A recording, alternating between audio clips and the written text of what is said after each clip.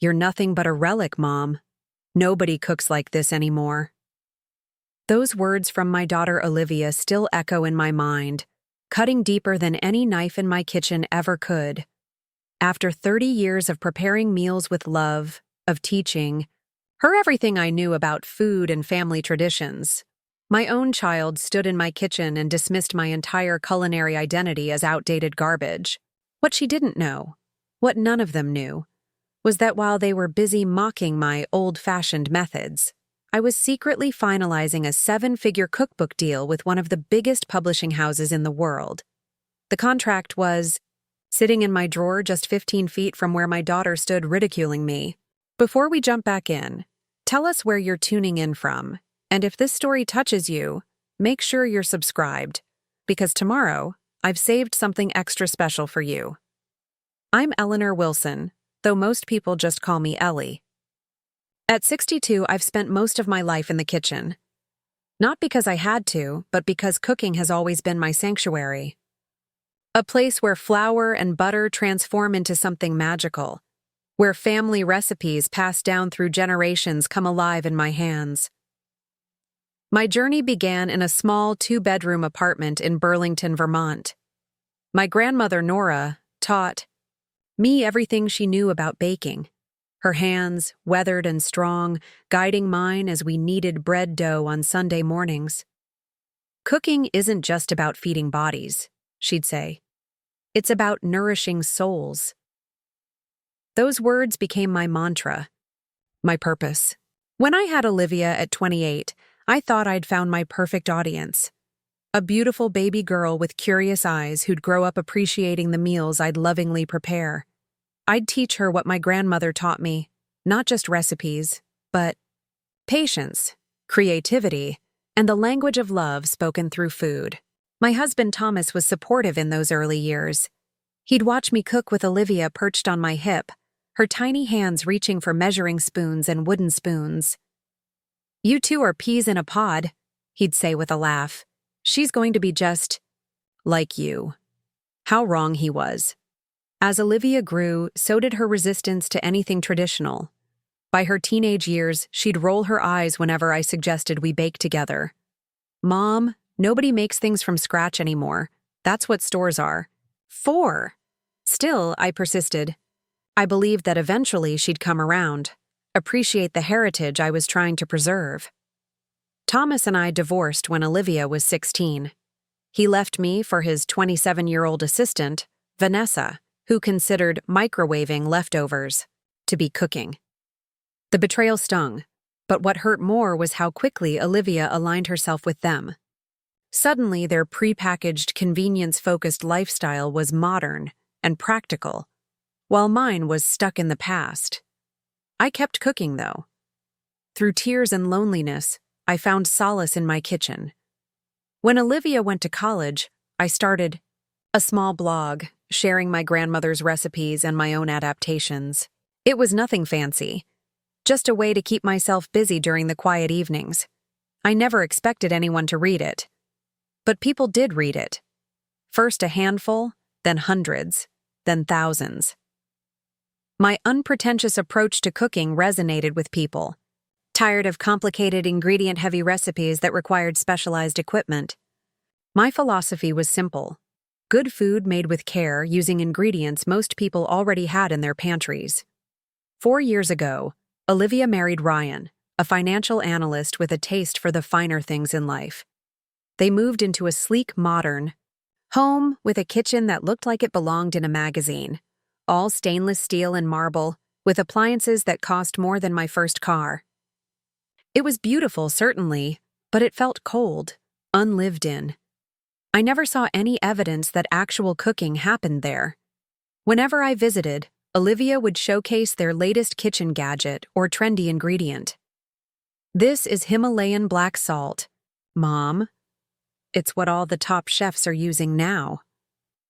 Or, "We just got this sous vide machine. It's revolutionizing how people cook meat." Each comment felt like a subtle dig at my more traditional approach, but I smiled and nodded, not wanting to create tension. Meanwhile, my blog continued to grow. I expanded to posting cooking videos. Nothing fancy, just me in my kitchen, sharing stories while I cooked. People seemed to appreciate my straightforward approach and the history behind the dishes. I received messages from readers around the world who tried my recipes and felt connected to their own family traditions in the process. Your chicken. Pot pie recipe reminds me of the one my grandmother used to make, one reader wrote. I made it for my family last night, and for the first time, my kids didn't ask for takeout instead. Comments like these fueled me. While my own daughter rejected my culinary heritage, strangers embraced it. It was bittersweet, but I focused on the sweet part.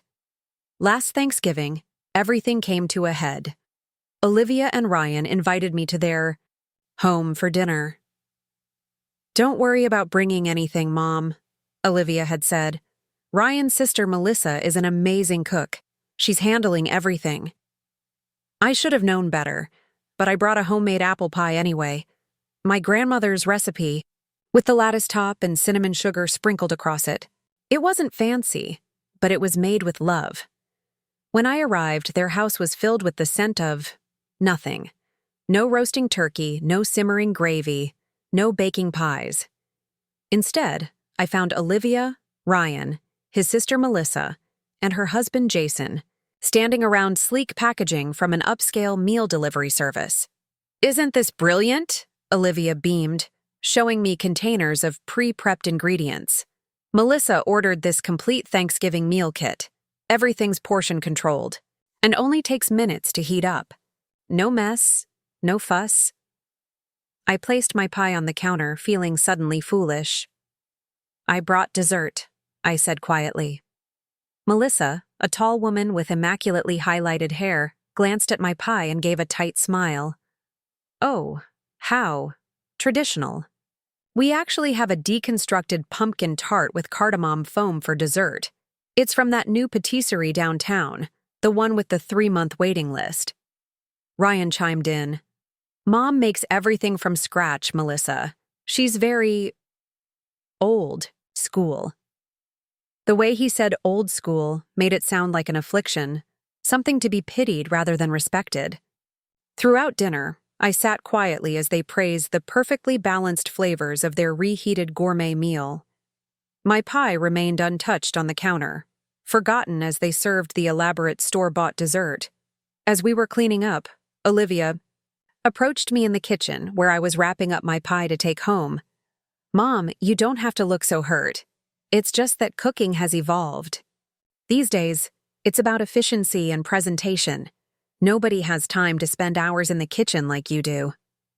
I looked at my daughter, this stranger who shared my blood but none of my values, and felt a deep sadness wash over me.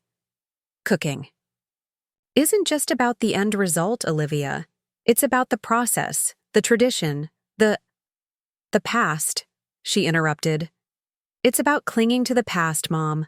The world has moved on. Maybe you should too. Ryan walked in at that moment.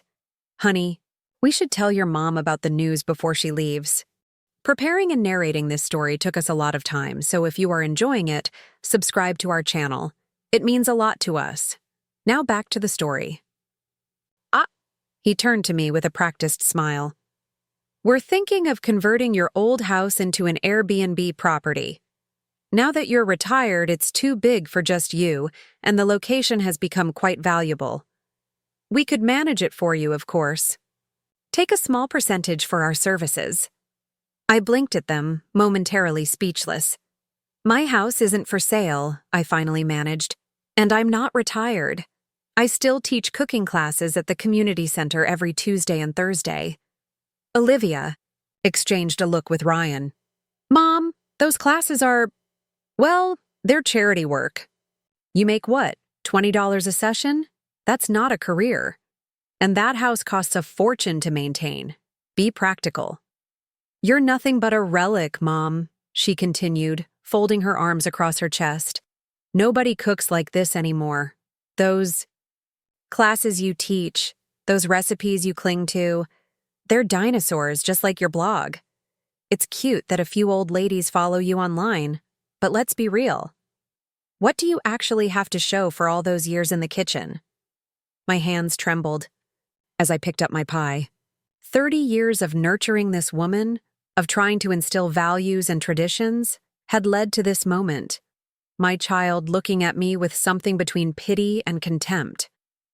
"I'll think about it," I lied, knowing I would do no such thing. I should head home now. The drive back to my house was a blur of tears and anger, not just at Olivia and Ryan, but at myself. How had I raised a daughter who valued trendiness over tradition, convenience over craft? Where had I gone wrong? When I got home, I set the untouched pie on my kitchen counter and sat down at my computer. I opened my email, needing some distraction from the disaster of an evening, and found a message that had arrived during dinner. The subject line read, "Confidential, cookbook deal, final contract attached." With shaking hands, I opened the email. 3 months earlier, I had been approached by Hartwell Publishing, one of the largest publishing houses in the culinary world. They had discovered my blog and were interested in turning it into a cookbook. Not just any cookbook, but a deluxe, full-color volume celebrating traditional American home cooking with modern sensibilities. I'd been in negotiations with them for weeks, sworn to secrecy until everything was finalized. The advances they discussed were more money than I'd ever seen in my life. But I'd been skeptical, waiting for them to realize their mistake and withdraw the offer. But here it was, the final contract, a 7-figure advance, a multi-book deal, a publicity tour, my own cooking show on their new streaming platform. I read the email 3 times, tears streaming down my face. All those years of being dismissed as outdated, of being told my skills were obsolete, and now this validation from people who actually understood food, who saw value in what I created. I didn't tell Olivia or Ryan. Not that night, and not in the weeks that followed as I signed the contract and began working with the publishing team. Let them think I was just a relic, desperately holding on to outdated traditions. Let them believe my house was their future investment property. I threw myself into the cookbook project with renewed enthusiasm. The publishing team paired me with a talented photographer who captured not just the food, but the stories behind each dish. They embraced my insistence on keeping recipes accessible to home cooks, on honoring the heritage while making gentle updates for modern kitchens. In January, I received an invitation to appear on Morning Sunrise, a nationally televised morning show, to promote my upcoming cookbook. The publicity team at Hartwell was orchestrating a major launch, positioning me as the authentic voice of American home cooking in an age of food fads and fleeting trends. The morning of the interview, I sat in the green room, nervously smoothing my new dress, a gift from the publisher who had kindly suggested that my usual attire of comfortable slacks and cardigans might not pop on camera. A young production assistant was briefing me on what to expect. "Just be yourself, Ms. Wilson. The host loves your story. The blog-to-cookbook journey is really resonating with our audience. We've already had a huge response to the preview recipes we shared on our website." I nodded, trying to calm my racing heart. "Thank you. I still can't quite believe any of this is happening." The door to the green room swung open and a familiar voice cut through the air. "Mom? What are you doing here?" I looked up to see Olivia standing in the doorway, dressed in her work clothes. She was an account executive at a marketing firm, in the same building as the television studio. Her expression was a mixture of confusion and suspicion. "Olivia," I said, standing up. I'm going to be on the morning show." She frowned, looking me up and down. "Why? Did something happen?" Before I could answer, the production assistant chimed in. "Ms. Wilson is our featured guest today. Her cookbook is launching next month, and pre-orders have already made it a bestseller. We're so excited to have her on the show." Olivia's jaw dropped. "Cookbook? What cookbook?" Just then, another production assistant appeared. "Ms. Wilson, you're on in 5 minutes. We need you for mic check." I grabbed my purse and followed, pausing briefly beside my stunned daughter. We can talk after the show. There's a lot you don't know about your old-fashioned mother. The interview went better than I could have imagined. The host was warm and genuinely interested in my journey. We talked about my grandmother's influence, the blog that started as a personal project and grew beyond my wildest dreams, and the upcoming cookbook that had already generated so much buzz in the culinary world. "What makes your approach different, Ellie?" the host asked, holding up an advance copy of my cookbook with its beautiful cover, me in my kitchen, surrounded by the tools and ingredients that had defined my life. "I believe cooking should be accessible, not intimidating," I replied. "These recipes aren't about impressing people. They're about nurturing them. Each dish in this book has a story, a connection to the past that makes it meaningful. But I've also adapted them for today's kitchens and tastes. Tradition doesn't have to mean trapped in the past." The host smiled. "And I understand this isn't just a one-time project for you.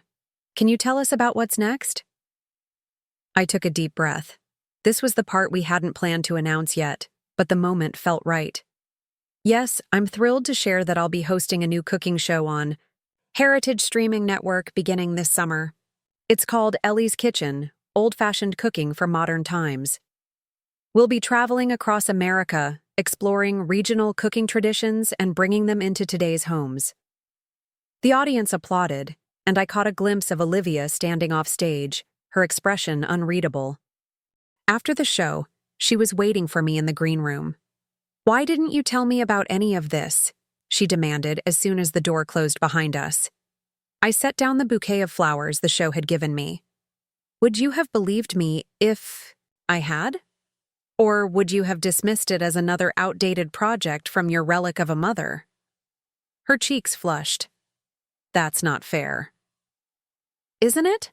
I asked quietly. "The last time I saw you, you and Ryan were planning to turn my house into an investment property because clearly I had nothing of value to offer the world anymore." Olivia had the grace to look ashamed. "We were just trying to help. You're living alone in that big house, barely making ends meet with those cooking classes." "I wasn't barely making ends meet," I interrupted. "I was doing what I loved, sharing what I knew. And now it turns out there's a whole world of people who value exactly what you've spent years mocking." She sank into a chair. "So all this time, while we thought you were just, I don't know, puttering around in your kitchen, you were actually building this whole career?" I nodded. "My blog has over 3 million subscribers now. The advance for this cookbook was 7 figures. The streaming show comes with an exclusive contract for 3 seasons, with options for international distribution." Her eyes widened. 7 figures? As in $1 million? "More," I said simply. She sat in stunned silence for a moment. "Mom, I don't know what to say." "You don't need to say anything," I replied, gathering my belongings. "But you might want to rethink that Airbnb plan. I'll be using my house as the primary filming location for the show." As I headed for the door, Olivia stood up. "Wait, are you still coming to dinner this weekend? We've been planning it for weeks. Ryan's boss will be there, and his wife is a huge foodie. They'd probably love to meet you, especially now that you're going to be famous." I paused, hand on the doorknob. 3 months ago, I would have jumped at the chance to finally be valued by my daughter and her husband, to be introduced not as the old-fashioned mother who couldn't keep up with the times, but as someone worthy of respect. But something had shifted in me. Perhaps it was the validation from the publishing world, or perhaps it was simply the culmination of years of being dismissed by the people who should have valued me most. "I'm afraid I can't make it," I said. "I have a dinner meeting with my production team that evening. We're finalizing the shooting schedule for the first season." Olivia's face fell.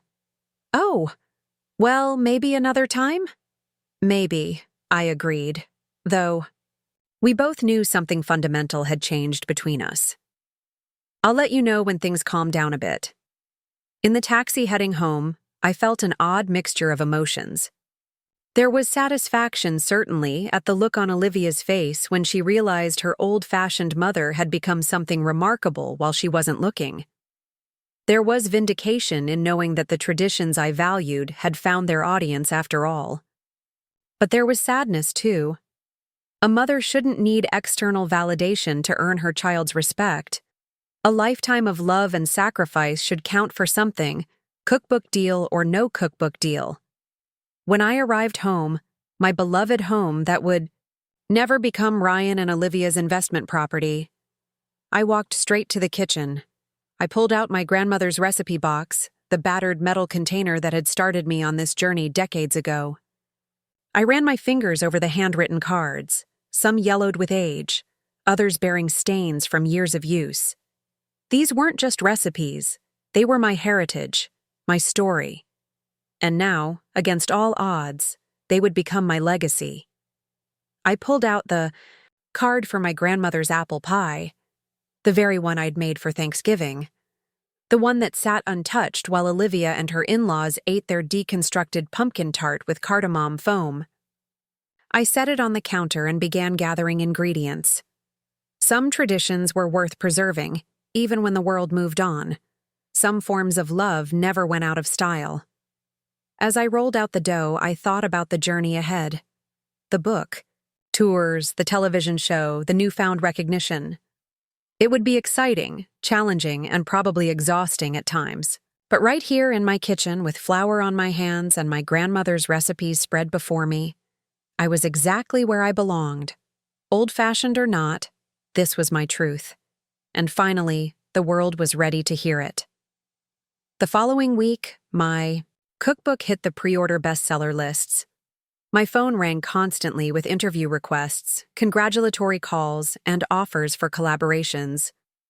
In the midst of it all, I received a text from Olivia. "I saw your cookbook featured in the window at Barnes & Noble today. Felt proud to say that's my mom. Can we talk soon?" I looked at the message for a long time before responding. The hurt hadn't disappeared, but perhaps there was room for something new to grow in its place. "I'm free for coffee next Tuesday," I wrote back. "I'll bring scones, the old-fashioned kind." I met Olivia at Rosewater Cafe the following Tuesday, arriving 15 minutes early with a basket of freshly baked lavender honey scones still warm from the oven. The cafe was tucked away on a quiet street, its large windows letting in streams of winter sunlight that pooled on the wooden floors. I chose a table in the corner, away from the morning rush, and ordered a pot of Earl Grey. My mind wandered to the whirlwind of the past week. Contract signings, photo shoots, meetings with the production team for my upcoming show. My kitchen had been temporarily transformed into a set designer's playground as they measured spaces and discussed lighting options. It still didn't feel quite real. The bell above the cafe door jingled, and Olivia walked in. She looked polished, as always in her tailored navy pantsuit, but there was something different about her demeanor, a hesitancy that hadn't been there before. She spotted me and approached with an uncertain smile. "You came," I said, rising to greet her. "Of course I came," she replied, hanging her coat on the back of her chair. "Though I half expected you to cancel, you must be incredibly busy these days."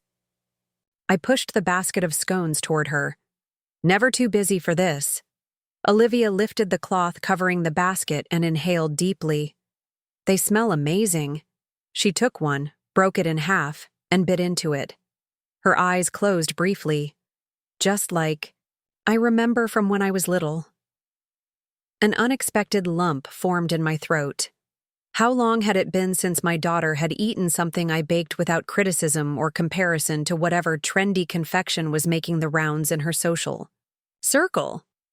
"The recipe is going in the book," I said, pouring her a cup of tea. "Your great-grandmother's lavender scones, though I did add the honey glaze, my own little update." Olivia set down the scone, her expression turning serious. "Mom, I need to apologize. The things I said at Thanksgiving. And before that, really, I was dismissive and disrespectful about your cooking, about your whole way of life. I stirred my tea, watching the amber liquid swirl. Why? That's what I've never understood. When you were little, you loved being in the kitchen with me. What changed? She looked down at her hands. I don't know exactly. Part of it was just teenage rebellion, I guess. Then college happened, and I met people who seemed so worldly and sophisticated.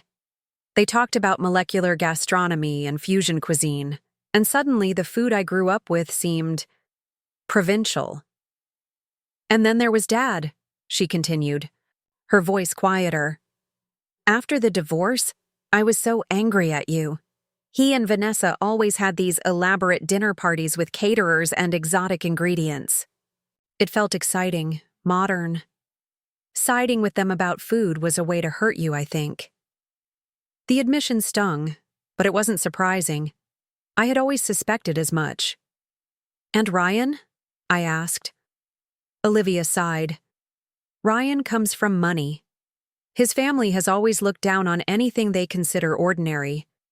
When we started dating, I was desperate to fit into their world. I began seeing everything through their eyes, including you.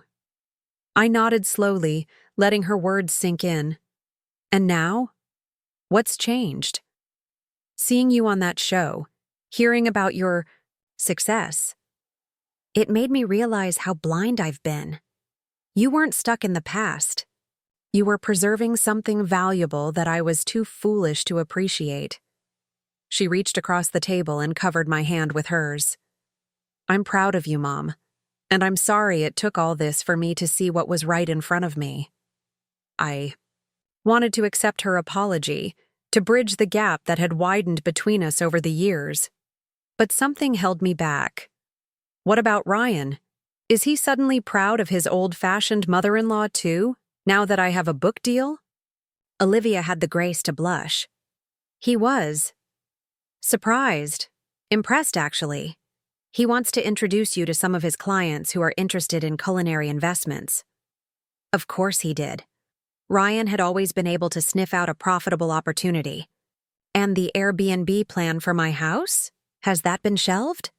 Mom, that was never... She stopped herself, seemingly reconsidering her words. Yes, that idea is completely off the table. It was presumptuous and disrespectful. I see that now. We sat in silence for a moment, the morning bustle of the cafe continuing around us. A barista called out drink orders, the espresso machine hissed, and customers chatted quietly at nearby tables. I'd like us to start over, Olivia finally said. I've missed you, missed us. Could we maybe cook together sometime, like we used to?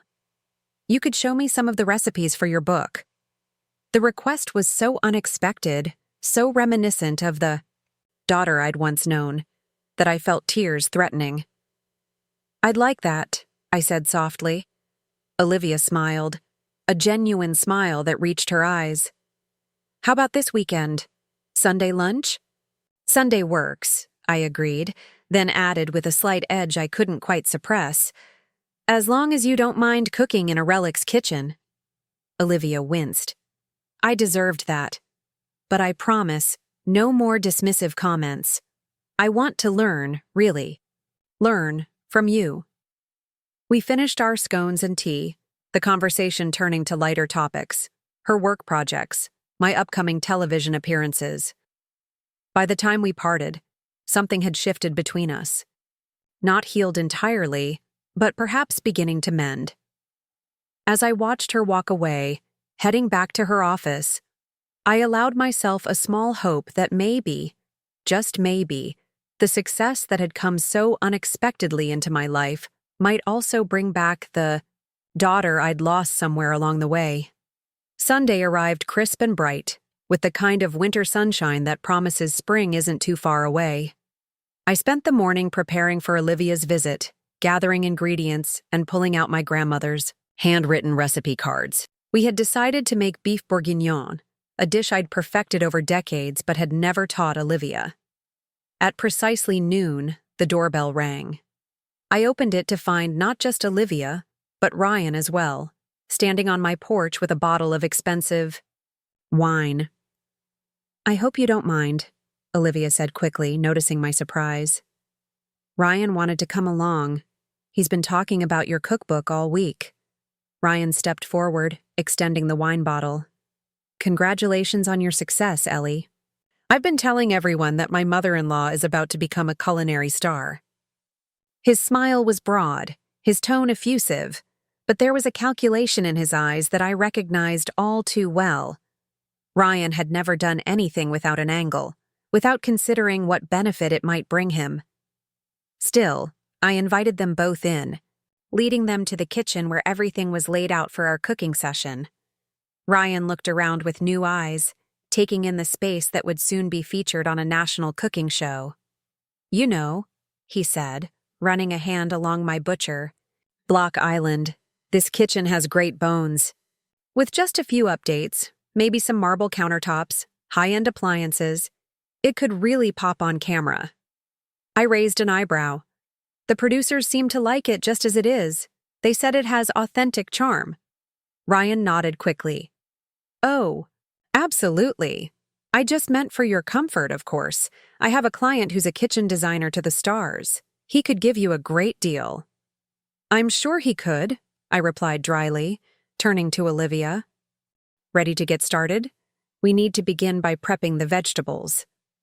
For the next hour, I guided Olivia through the process of making beef bourguignon, teaching her how to properly brown the meat, the importance of deglazing the pan, the slow development of flavors as the dish simmered. To my surprise, she was an attentive student, asking questions and absorbing techniques with genuine interest. Ryan hovered at the periphery, sipping wine and interjecting occasionally with suggestions for elevating the dish that I politely ignored. His phone rang frequently with calls he stepped out to take, his voice drifting from the living room in animated business discussions. During one such call, Olivia looked up from chopping carrots with a sheepish expression. "Sorry about Ryan. He means well, but subtlety isn't his strong suit." I smiled faintly. "It's fine. I'm just glad to have this time with you." She set down her knife. "Me too. And I want you to know, I've been thinking a lot about what you said at the cafe. About why I changed toward you and your cooking. It's not just what I told you. About Dad and wanting to seem sophisticated." "What else then?" I asked, stirring the simmering pot. Olivia hesitated. "I think part of me resented how content you seemed. Even after everything, the divorce, Dad's betrayal, having to start over on your own. You just kept cooking, kept finding joy in these simple things, while I was still angry, still trying to prove something." The honesty of her admission caught me off guard. I wasn't always content. "Olivia, there were many dark days, especially right after your father left. But cooking gave me purpose, connection to something larger than myself. It was how I survived." "I understand that now," she said quietly. "Watching you on that morning show, talking about your journey, I saw you in a completely different light. Not as my mom stuck in her ways, but as someone who found her path and followed it with integrity, despite what anyone else thought." Before I could respond, Ryan returned to the kitchen, slipping his phone into his pocket with a satisfied smile. "That smells incredible. How much longer until we eat?" "Another hour for the flavors to develop properly," I replied, checking the oven temperature. "Good things can't be rushed." Ryan's smile tightened almost imperceptibly. "Of course. Say, while we wait, I had a business proposition I wanted to discuss with you, Ellie." Olivia shot him a warning look. "Ryan, we agreed this would just be family time." He waved her concern away. "It's a quick discussion, and it could be hugely beneficial for your mother. Ellie, with your new public profile, there's tremendous opportunity for brand partnerships. I have several clients who would pay handsomely to associate their products with your authentic, homespun image." My image? I repeated, setting down my wooden spoon. Your brand, Ryan clarified, warming to his topic. The traditional, back-to-basics cooking approach. It's very marketable right now. A pushback against all the food technology and molecular stuff. My clients are willing to offer substantial endorsement deals. I wiped my hands on my apron. What sort of clients are we talking about? Well, there's Meal Simple. They do those ready-to-heat gourmet meals delivered to your door. And Chef Tech has a new line of smart kitchen appliances that are very user-friendly for seniors. Seniors? I repeated, my voice cooling. Ryan backpedaled. Quickly. Not that you're... I just meant their target demographic is experienced home cooks who appreciate convenience. Convenience foods and smart appliances, I said slowly. You think I should endorse products that represent everything my cooking philosophy opposes? Ryan looked genuinely confused. But they're premium products, top of the line, and the compensation packages would be significant. 6 figures easily. I already have a 7-figure deal for being exactly who I am, doing exactly what I believe in, I pointed out. Why would I compromise that for products I would never use myself? Ryan's affable mask slipped for a moment, revealing the calculating businessman beneath. Because that's how this industry works, Ellie. The cookbook is just the beginning. The real money is in the endorsements, the product lines, the branded merchandise. I turned back to the stove, stirring the bourguignon with perhaps more force than necessary. I didn't get into this for the real money, Ryan. I got into it because I love cooking and sharing that love with others. Mom, Olivia interjected, shooting Ryan another warning glance. No one's saying you need to decide anything today. Let's just enjoy our meal and family time, okay?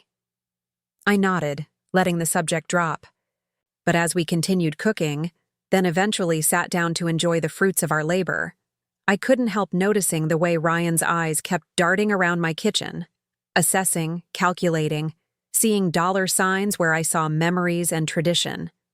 After they left, I sat alone at my kitchen table, nursing a cup of tea and reflecting on the afternoon. Olivia's genuine interest in cooking with me had been a pleasant surprise, a glimmer of the connection we once shared. But Ryan's presence had cast a shadow over the day, reminding me that in their world, everything, even relationships, came with a price tag and potential return on investment. My phone chimed with an email notification. It was from my editor at Hartwell Publishing, confirming our meeting the following day to discuss the final manuscript and marketing plans. The reality of my new life was still sinking in. The book, the show, the platform I now had to share my passion with the world. I thought about what Ryan had said about endorsements and brand partnerships. Was he right? Was I naive to think I could enter this industry and remain untouched by its commercial aspects? Would I eventually be forced to compromise my values to maintain my success? No, I decided firmly. I had built this unexpected career by staying true to myself, by valuing authenticity over trends. That wasn't going to change now, regardless of how much money was on the table. The next morning, I met with my editor, Charlotte, at the Hartwell offices. She was a brisk, efficient woman in her 40s with a genuine love of food that had made working with her a pleasure. The manuscript looks fantastic, Ellie, she said, leafing through the printed pages. The recipe testing team has confirmed that everything works perfectly, and the early feedback from reviewers has been overwhelmingly positive. I beamed with pride. I'm so glad. I wanted to make sure these recipes were accessible to everyone, not just experienced cooks. That's exactly what comes through, Charlotte assured me. Now let's talk about the marketing campaign. The publicity team has lined up morning shows, radio interviews, podcast appearances, and cooking demonstrations at major bookstores across the country. She slid a folder across the desk. Here's the preliminary tour schedule. It's ambitious, 20 cities in 6 weeks, but we really want to capitalize on the pre-release buzz. I opened the folder, scanning the itinerary with wide eyes. New York, Chicago, Los Angeles, Seattle, Denver, Boston. Cities I had only ever visited in my imagination. "This is overwhelming," I admitted. Charlotte smiled sympathetically. "It's a lot, I know. But we believe in you, Ellie. You're not just selling a cookbook. You're sharing a philosophy, a return to traditions that many people are craving in today's disconnected world." I nodded, taking a deep breath. "I'm ready. Nervous, but ready." "Excellent. Now, there's one more thing we wanted to discuss." Charlotte pulled out another document. "We've had several inquiries from companies interested in partnership opportunities, product, endorsements, collaborative merchandise lines, that sort of thing." My conversation with Ryan flashed through my mind. What sort of companies? Kitchenware manufacturers, specialty food producers, even a high-end appliance company. They're all very eager to associate their brands with yours. I set down the tour schedule. "Charlotte, I need to be clear about something. I won't endorse products I don't believe in or wouldn't use myself. If that limits our marketing opportunities, so be it." To my surprise, Charlotte smiled broadly. "That's exactly what I hoped you'd say. Authenticity is your brand, Ellie. It's what readers connect with. What makes you special in a saturated market? We've already turned down several offers that didn't align with your values." Relief washed over me. "Thank you for understanding." "Of course. That said, there are some partnerships that might be perfect fits." She pulled out a proposal from a small, family-owned company that made handcrafted wooden cooking utensils, and another from an organic spice collective run by women farmers. These are the kind of collaborations we had in mind, companies whose values mirror your own. By the time I left the Hartwell offices, my head was spinning with plans and possibilities. The reality of my new life was finally sinking in. In just a few months, my cookbook would be on shelves across the country. My face would be on television screens, and my recipes, the same ones Olivia and Ryan had dismissed as outdated, would be prepared in thousands of kitchens. As I walked to the parking garage, my phone rang. It was a number I didn't recognize. "Hello?" I answered cautiously. "Is this Eleanor Wilson?" a woman's voice asked. "Yes, this is Ellie," I confirmed. "Ms. Wilson, my name is Diana Lawson. I'm the lifestyle editor at Cuisine Monthly magazine. We'd love to feature you in our June issue, a cover story about your journey from home cook to cookbook author and television host." I stopped walking, momentarily speechless. Cuisine Monthly was the Bible of the culinary world, its cover a coveted spotlight typically reserved for celebrity chefs and restaurant innovators. I'm honored," I finally managed. "But I'm a bit surprised. Your magazine usually features professional chefs, not home cooks like me." Diana chuckled warmly. "That's exactly why we want to feature you, Ms. Wilson. You represent something authentic in a world of culinary showmanship. Our readers are tired of unattainable food trends. They want to reconnect with the kind of cooking that nourishes both body and soul. From what we've seen of your work, that's precisely what you offer." We arranged a time for the interview and photo shoot the following week. As I hung up, I leaned against a concrete pillar in the parking garage, overwhelmed by the surreal turn my life had taken. 6 months ago, I had been just another invisible older woman, my skills and knowledge dismissed as irrelevant by my own daughter and son-in-law. Now, the very traditions they had mocked were being celebrated, sought after, valued. The irony wasn't lost on me. Success had come not from chasing trends or reinventing myself, but from embracing who I had always been. When I arrived home, there was a package waiting on my porch, a small box wrapped in brown paper with my name and address handwritten on the front. Curious, I took it inside and carefully unwrapped it. Inside was a velvet box, and nestled within it, a silver locket. I recognized it immediately. It had belonged to my grandmother, the same woman who had taught me to cook all those years ago. I had last seen it around my mother's neck before she passed away 5 years earlier. A note accompanied the locket, written in Olivia's elegant hand. "Mom, I found this in Dad's things when I was helping him organize his storage unit last weekend. He said he'd meant to give it to you years ago but never got around to it. I thought, you should have it now, as you embark on this new chapter of your life. Cooking with you yesterday reminded me of all the Sunday afternoons we spent in the kitchen when I was little. I miss those days, and I'm sorry for the years we've lost to my stubbornness and pride. I know a simple apology can't erase everything, but I hope it might be a start. I'm truly proud of you and everything you've accomplished. Love, Olivia." I opened the locket to find a tiny photograph inside. My grandmother in her kitchen, flour on her hands, smiling at the camera. It must have been taken 60 years ago, yet the joy on her face was timeless. Tears blurred my vision as I fastened the locket around my neck. It felt right somehow, carrying this piece of my grandmother with me as I prepared to share her culinary legacy with the world. The weeks that followed passed in a whirlwind of preparations. My kitchen was transformed into a television set, with lighting equipment, cameras, and a small production team, turning my once quiet sanctuary into a buzzing workspace. The cookbook's final edits were completed, the cover design approved, and advance copies sent to reviewers and influencers. Through it all, I found myself thinking of Olivia and the tentative steps we were taking toward reconciliation. After our cooking session, she had called several times, asking questions about recipes or techniques. Each conversation felt a little less strained, a little more like the relationship we had once shared.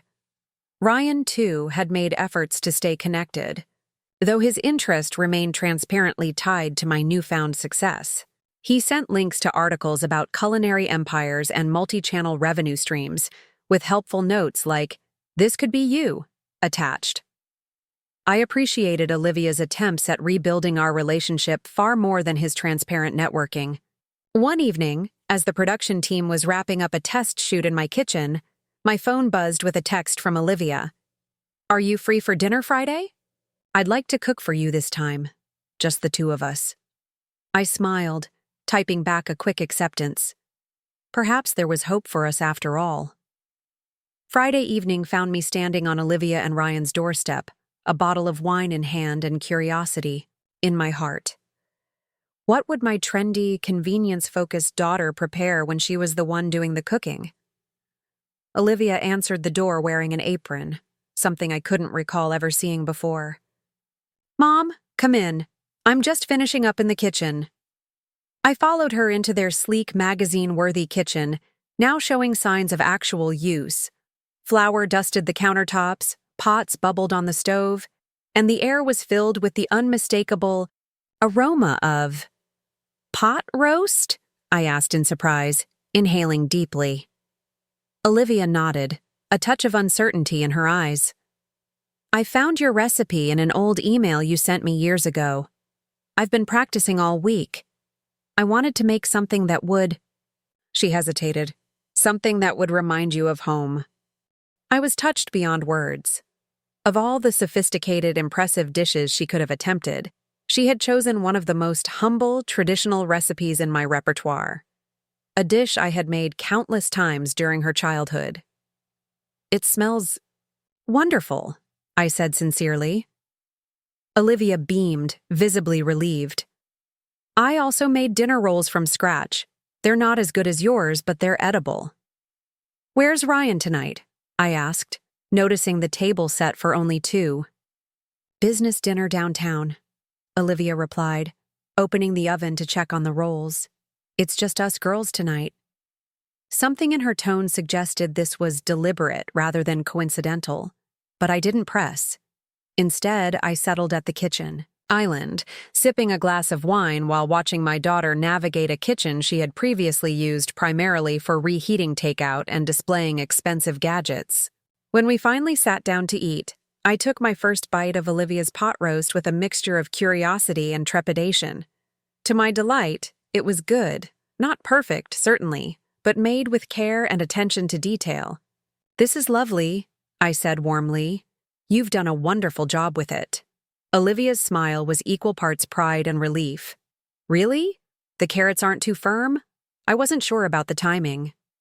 "They're perfect," I assured her. Cooking isn't about absolute precision. It's about learning to trust your instincts, your senses, and you clearly did that. We ate in companionable silence for a few moments before Olivia set down her fork. "Mom, there's something I need to talk to you about." Her serious tone set off alarm bells. "What is it?" Olivia took a deep breath. "It's about Ryan and his enthusiasm, about your cookbook and show." I raised an eyebrow. "You mean his enthusiasm for potential business opportunities?" She nodded, looking uncomfortable. "I want you to know that I've told him to back off. Your success is your own, and you don't need him trying to insert himself into it or push you toward endorsements you don't want." I was surprised by her directness.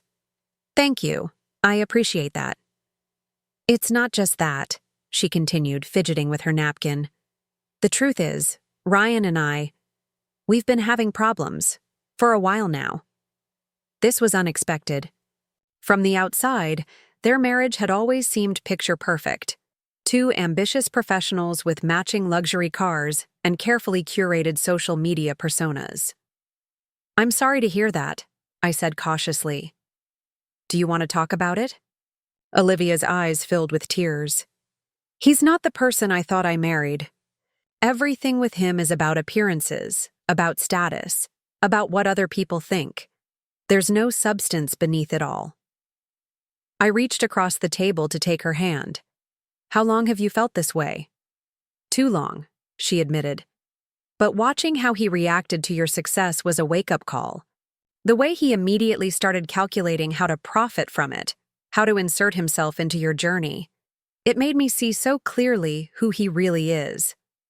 And it made me wonder if that's who I've become too." I squeezed her hand. "You're not Ryan, Olivia. But I've been influenced by him, by his values," she said sadly. "The way I treated you, dismissed your cooking as outdated. That wasn't the real me. That was me trying to be the person Ryan and his family expected me to be." I wasn't sure how to respond. Part of me wanted to comfort her, to absolve her of responsibility for the hurtful comments and dismissive attitudes over the years. But another part recognized that true reconciliation required honest acknowledgement of past wrongs. "We all make choices about who we become," I said finally. "But we can also choose to change course when we realize we've strayed from our true selves." Olivia nodded, wiping away a tear. "That's what I'm trying to do now. Starting with this dinner. Starting with rebuilding my relationship with you." "I'm glad," I said softly. "I've missed you, the real you, for a very long time." We finished our meal talking about lighter subjects, her work projects, my upcoming book tour, memories of happier times from her childhood. By the time I left, something had shifted between us. The conversation hadn't erased the past, but it had opened a door to a different kind of future. As I drove home, I thought about the strange, winding path that had led me here. If Olivia and Ryan hadn't dismissed my cooking so cruelly that Thanksgiving, would I have embraced the cookbook opportunity with such determination? If they hadn't suggested converting my house into an Airbnb, would I have fought so hard to create a new identity for myself? Sometimes I realized rejection becomes the very fuel we need to prove our worth, not to others, but to ourselves. The following Monday, I received a call from Charlotte at Hartwell Publishing. "Ellie, I have some incredible news," she began, her voice vibrating with excitement. "The Cuisine Monthly article has generated massive buzz. Pre-orders for your cookbook have tripled over the weekend." "Tripled?" I repeated, stunned. "Yes, and there's more. The television network wants to expand your show from 6 episodes to a full season of 13, with an option for a second season before the first even airs." I sank into a kitchen chair, overwhelmed. That's wonderful news. It gets better, Charlotte continued. We've had interest from several major retailers about exclusive merchandise lines. Cookware, linens, specialty ingredients, all designed in collaboration with you and aligned with your philosophy of accessible heritage cooking. By the time the call ended, my life had expanded yet again into territory I had never imagined for myself. Not just author and television host, but lifestyle brand, culinary authority, ambassador for a way of cooking and living that honored tradition while remaining relevant in the modern world. That evening, as I sat at my kitchen table reviewing the latest proposals from Hartwell, my doorbell rang. I opened it to find Olivia standing on my porch, her eyes red-rimmed from crying. "Mom," she said, her voice breaking, "can I stay here tonight? Ryan and I had a huge fight, and I just need some space to think." Without hesitation, I opened my arms. "Of course you can. You're always welcome here." As I held my daughter, feeling her shoulders shake with sobs, I reflected on the strange and unexpected turns life can take. 6 months ago, I had been a lonely widow, whose cooking was dismissed as outdated and irrelevant by her own child. Now I stood on the threshold of a new career, with my prodigal daughter seeking refuge in the very home her husband had been so eager to convert into an investment property. Life, like cooking, rarely followed a precise recipe. The most remarkable dishes often came from unexpected combinations, from embracing mistakes and finding new paths forward when the original plan went awry. I guided Olivia inside, closing the door on the gathering darkness. Whatever tomorrow brought, we would face it together, finding our way back to the core of what mattered. Not success or status or trendy appliances, but the simple, enduring bonds of family, nourished with patience and forgiveness. And perhaps, if we were lucky, a slice of homemade pie to sweeten even the bitterest moments of reconciliation. I made up the guest bedroom for Olivia, pulling fresh linens from the cedar chest and fluffing the pillows that hadn't seen use in years. She stood in the doorway watching me, still clutching the overnight bag she'd hastily packed before fleeing her marital home. "This room looks exactly the same," she said softly, running her fingers along the antique dresser. "Dad painted those wildflowers on the wall when I was 7. I smoothed the quilt, a wedding gift from my own mother that had somehow survived decades of life's upheavals. I could never bring myself to change it. It always felt like your space, even after you left." Olivia set her bag down and sat on the edge of the bed. "I was so desperate to get away from here, from everything familiar.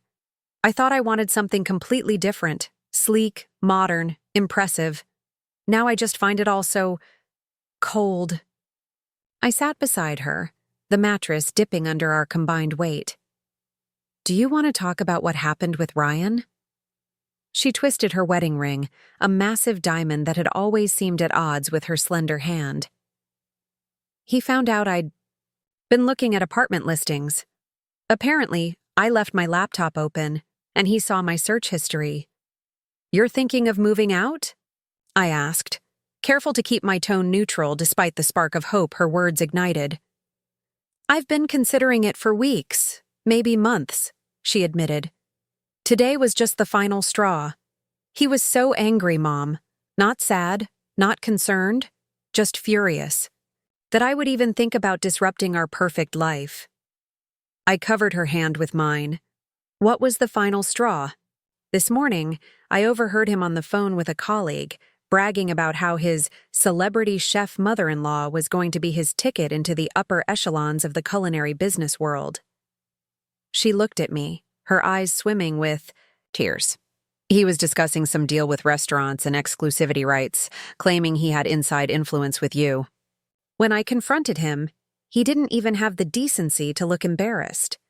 He said I was being naive, that of course we should capitalize on our connection to you." My stomach clenched. Ryan's ambition had always been evident, but this calculating exploitation of family ties crossed a line. "The worst part," Olivia continued, is that he genuinely couldn't understand why I was upset. To him, relationships are just another form of networking, another path to advancement. And I realized that's exactly how he's always seen our marriage. As a beneficial merger, not a loving partnership. I squeezed her hand. I'm so sorry, sweetheart. Don't be, she said, straightening her shoulders. I should have seen it sooner. But I was so caught up in the lifestyle, in maintaining appearances, that I ignored all the warning signs.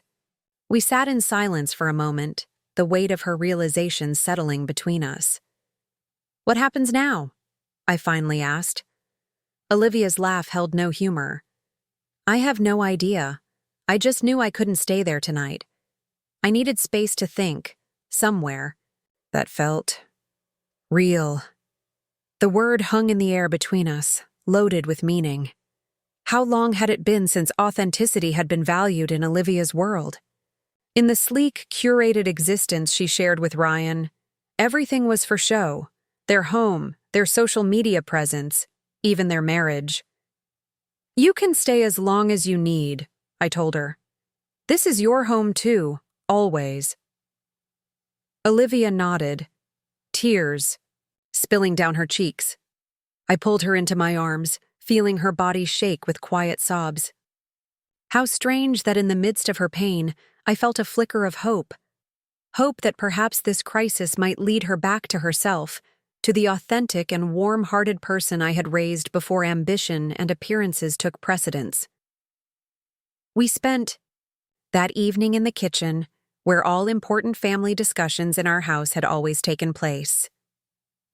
I made comfort food, mac and cheese from scratch, with 3 kinds of cheese and a golden breadcrumb topping, while Olivia sat at the island, sipping tea and gradually unburdening herself of years of pent-up frustrations about her marriage. He criticized everything about me, she confessed, tracing patterns in the condensation on her mug. My clothes, my hair, even the way I spoke, always under the guise of helping me fit in with his world. I slid the casserole dish into the oven, setting the timer. And you went along with it. I did, she acknowledged. I thought it was the price of admission to the life I thought I wanted. Successful, sophisticated, enviable. I was so afraid of ending up. She stopped abruptly. Like me? I finished for her, turning to meet her gaze. Olivia had the grace to look ashamed. Yes. Divorced, alone, stuck in the same house, the same routines. I was terrified of that kind of life, and Ryan offered an escape. And now? I asked, leaning against the counter. Now I realize I was running from something beautiful towards something hollow. She set down her mug. Ryan's world is all surface, no depth. Everything is about what other people think, how things appear, what connections can be leveraged. There's no room for simple joys, for authenticity, for tradition.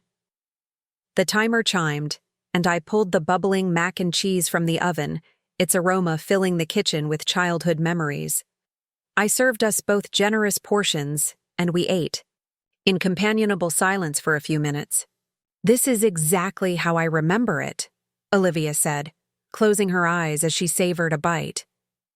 You made this the night before my first day of high school. I was so nervous. I smiled, touched that she remembered. Food is memory. That's what my grandmother always said. That's why I've fought so hard to preserve these recipes, these techniques. They're not just about feeding people. They're about keeping connections alive across generations. I understand that now, Olivia said softly. It took seeing other people value what you do.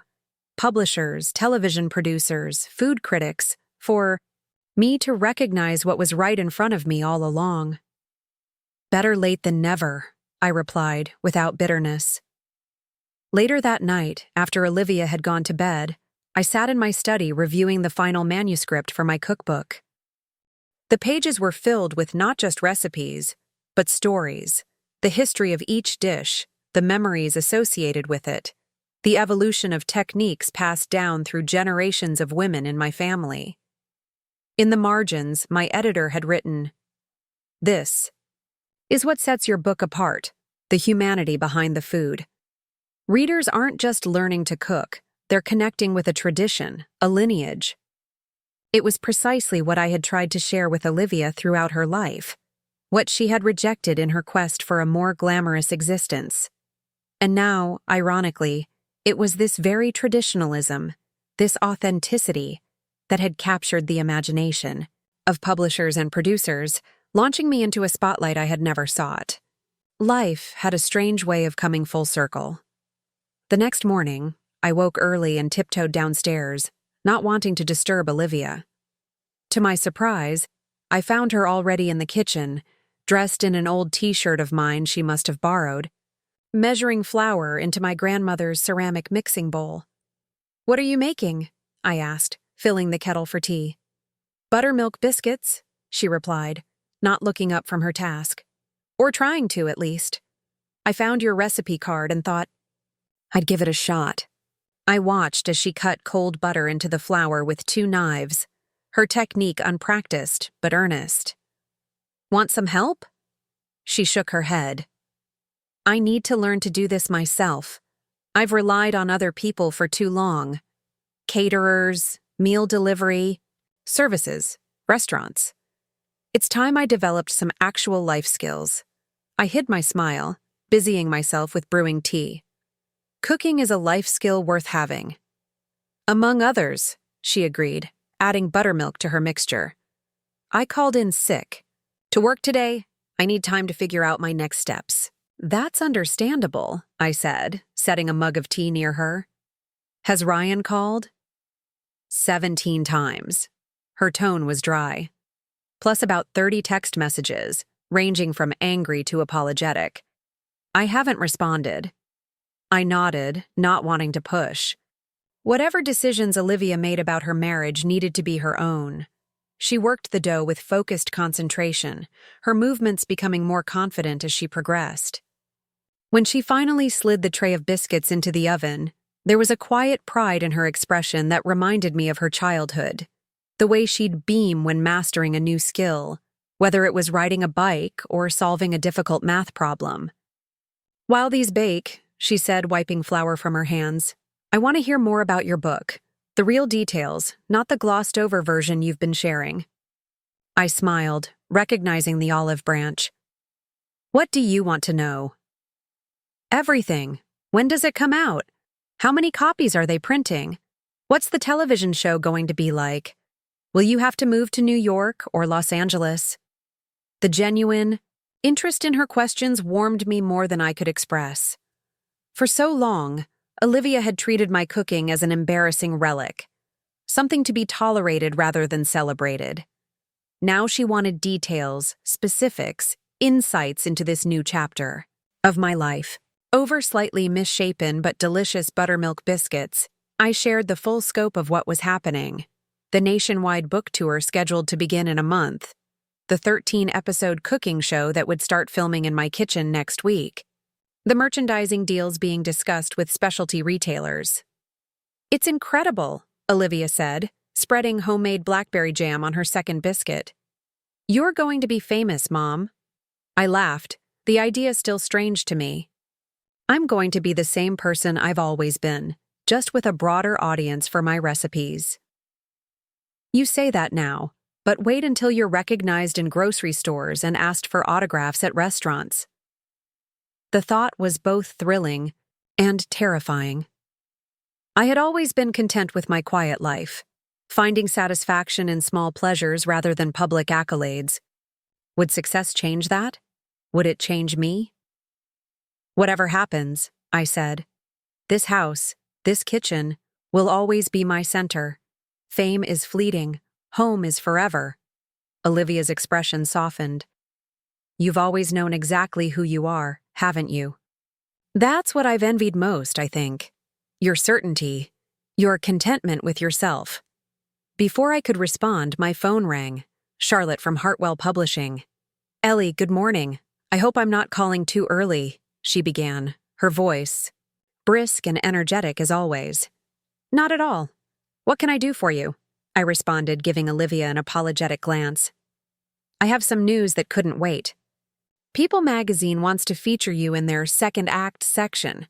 A full spread about your journey from home cook to culinary celebrity at 62. They're calling it The Grandmother Next Door Who Conquered the Culinary World." I laughed, despite myself. That makes me sound ancient and formidable. It's a compliment, I promise. They're framing it as an inspirational story about finding success later in life, about refusing to be sidelined because of age. It's exactly the kind of publicity we want. As Charlotte outlined the details of the photo shoot and interview, scheduled for later that week, I caught Olivia watching me with an unreadable expression. When I hung up, she said quietly, "I'm beginning to understand just how significant this is, what's happening to you." "It's still surreal," I admitted. "Sometimes I wake up convinced I've dreamed the whole thing." "You deserve it," she said firmly. "All of it. I'm just sorry it took me so long to see that." The doorbell interrupted our conversation.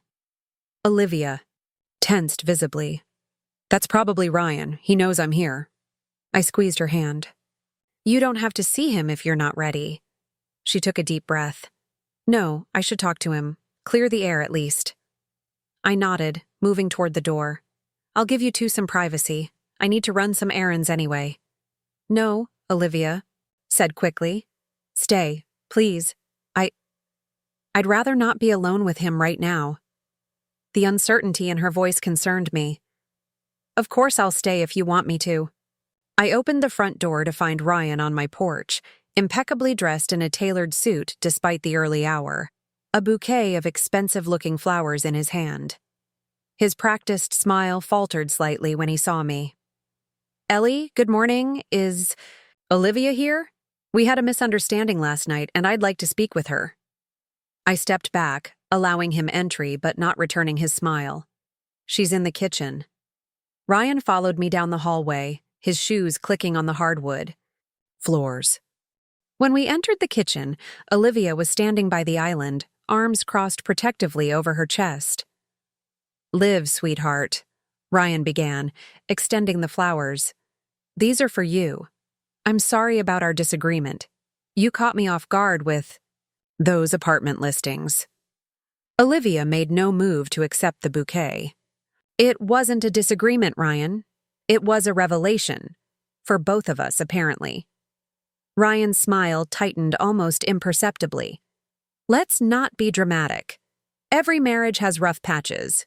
We can work through this." I busied myself at the sink, giving them the illusion of privacy while remaining present as Olivia had requested. "Can we?" Olivia asked, "because I'm not sure what we're working toward anymore. What exactly is our endgame, Ryan? Bigger house? More prestigious address? Higher net worth? When is it enough?" Ryan set the flowers on the counter, his expression shifting to one of concern. "You're upset, I understand. But this isn't like you, Liv. You've always been as ambitious as I am. That's why we work so well together." "No," Olivia said quietly. "That's why we worked well together in your narrative. The truth is, I've been playing a role for years, trying to be the perfect wife for your perfect life. And I'm exhausted." Ryan's gaze darted to me, then back to Olivia. "Perhaps we should continue this conversation at home, privately." "Anything you have to say to me, you can say in front of my mother," Olivia replied firmly. Ryan's veneer of politeness slipped slightly. "Fine, you want honesty? I think you're having some kind of identity crisis, possibly influenced by your mother's unexpected success. Suddenly, the simple life seems appealing because it's working for her. But that's not who you are, Liv. You're not built for contentment, with little. You crave more just like I do. That's why you left all this behind in the first place." His words hung in the air, razor sharp and revealing. I kept my back turned, focusing on washing dishes that didn't need cleaning, allowing Olivia to respond in her own way. "You're right about one thing. she finally said. I did leave all this behind because I wanted more. But I was wrong about what more meant. I thought it was about status, possessions, appearances. Now I see that more can also mean authenticity, purpose, genuine connection, all the things our marriage lacks.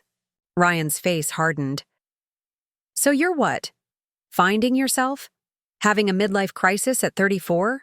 Going to start baking pies and posting nostalgic recipes online like your mother? The contempt in his voice made me flinch, but Olivia stood taller. If that's what brings me joy, yes. But that's not even the point. The point is that I want a life with meaning beyond impressing other people. And I'm not sure that's something you can understand, let alone share. Ryan's composure cracked. This is ridiculous. You have a beautiful home, a successful husband, a lifestyle most women would kill for, and you're throwing it away for. What? Some romanticized notion of simple living? Homemade biscuits and heartwarming traditions? No, Olivia replied calmly. I'm reclaiming myself. The person I was before I started measuring my worth by your standards. I risked a glance over my shoulder and saw something I hadn't witnessed in years.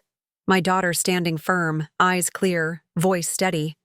Not the polished, carefully controlled persona she'd cultivated as Ryan's wife, but the authentic young woman who had once possessed strong opinions and the courage to voice them. Ryan must have seen it too, because his approach shifted suddenly. Listen, Liv, I understand you need some space. Take all the time you need here with your mother. When you're ready to come home, we can discuss changes, compromises. Maybe cut back on some social obligations, plan that vacation you've been wanting. His tone was conciliatory, but his eyes remained calculating. This wasn't genuine understanding. It was tactical retreat. Olivia seemed to recognize it too. I'm not looking for minor adjustments, Ryan. I'm reconsidering everything, including our marriage. The word landed like a grenade in the kitchen. Ryan's face flushed with anger. This is absurd. One fight and you're ready to throw away 5 years of marriage? Do you have any idea how this will look? What people will say? That's exactly the problem, Olivia replied sadly. Your first concern is appearances, not our actual happiness. Ryan turned to me suddenly, his expression accusatory. This is your influence, isn't it? Filling her head with ideas about independence and authenticity now that you've had a taste of success. Well, Ellie, not everyone can reinvent themselves at 60. Some of us live in the real world where image and connections matter. I turned to face him fully, setting down the dish towel. Olivia is making her own choices, Ryan. She always has. I'm just here to support her, whatever she decides. How convenient, he sneered.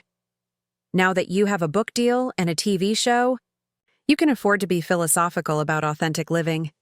When you were just a lonely divorcee clinging to outdated recipes, you weren't quite so smug.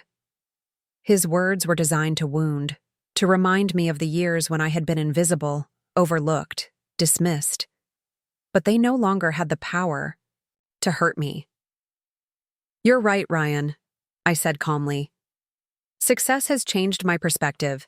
It's shown me that staying true to myself was always the right choice, even when others, including my own daughter, couldn't see the value in it. Perhaps that's a lesson Olivia is learning now, in her own way. Ryan's jaw clenched. He turned back to Olivia, his voice low and intense. Is this really what you want? To throw away everything we've built together? To start over from nothing when you're in your prime? I'm not starting from nothing, Olivia replied.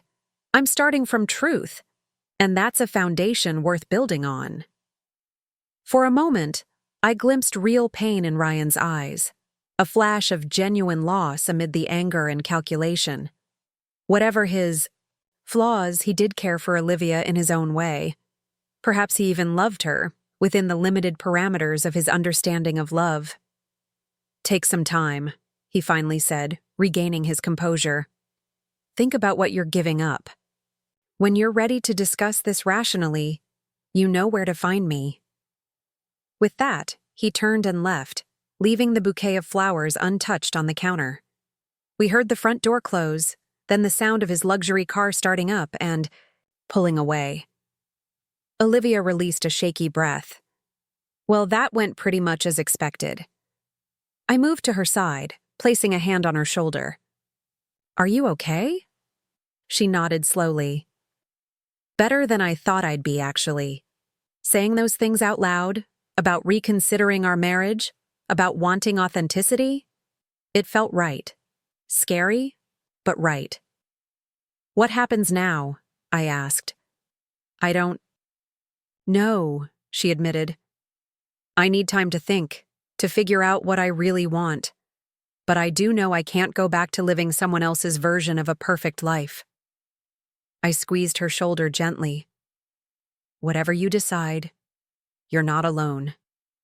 She covered my hand with hers. I know. That's the one thing I'm certain of right now.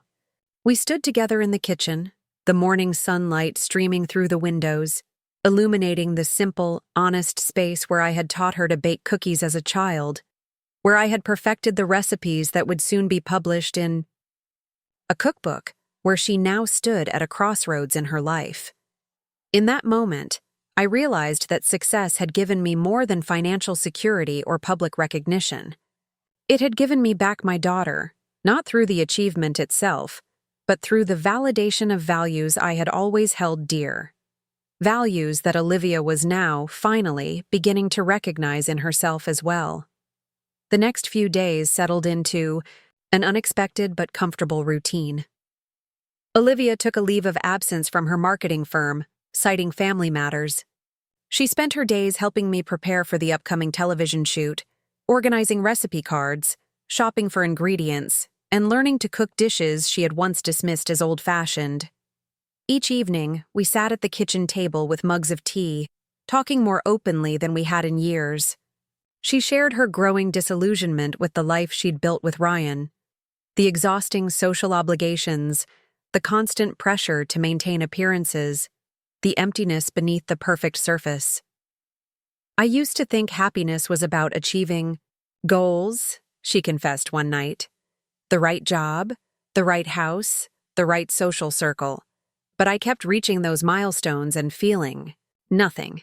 Just relief that I could check another box, followed immediately by anxiety about the next goal.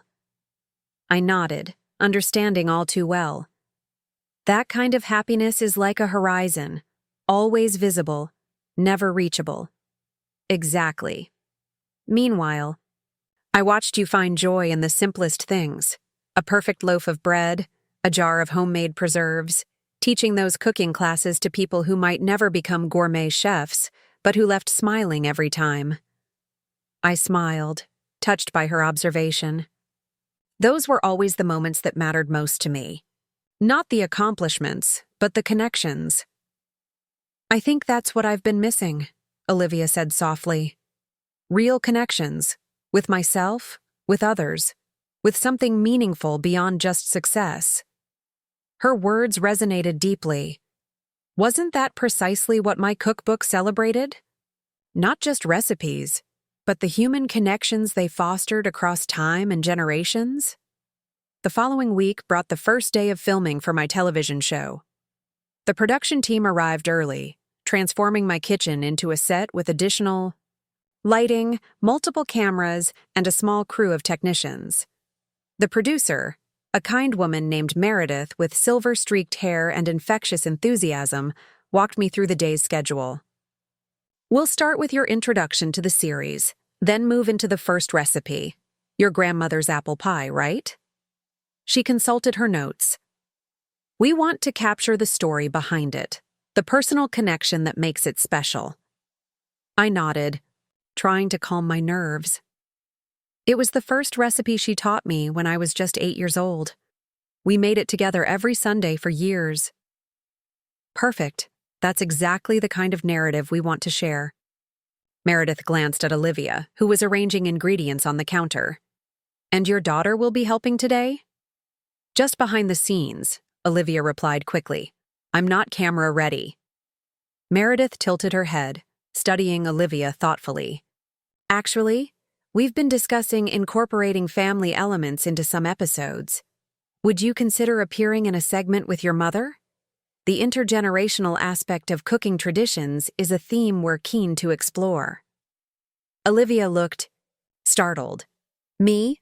On camera? I don't know the first thing about cooking traditional recipes.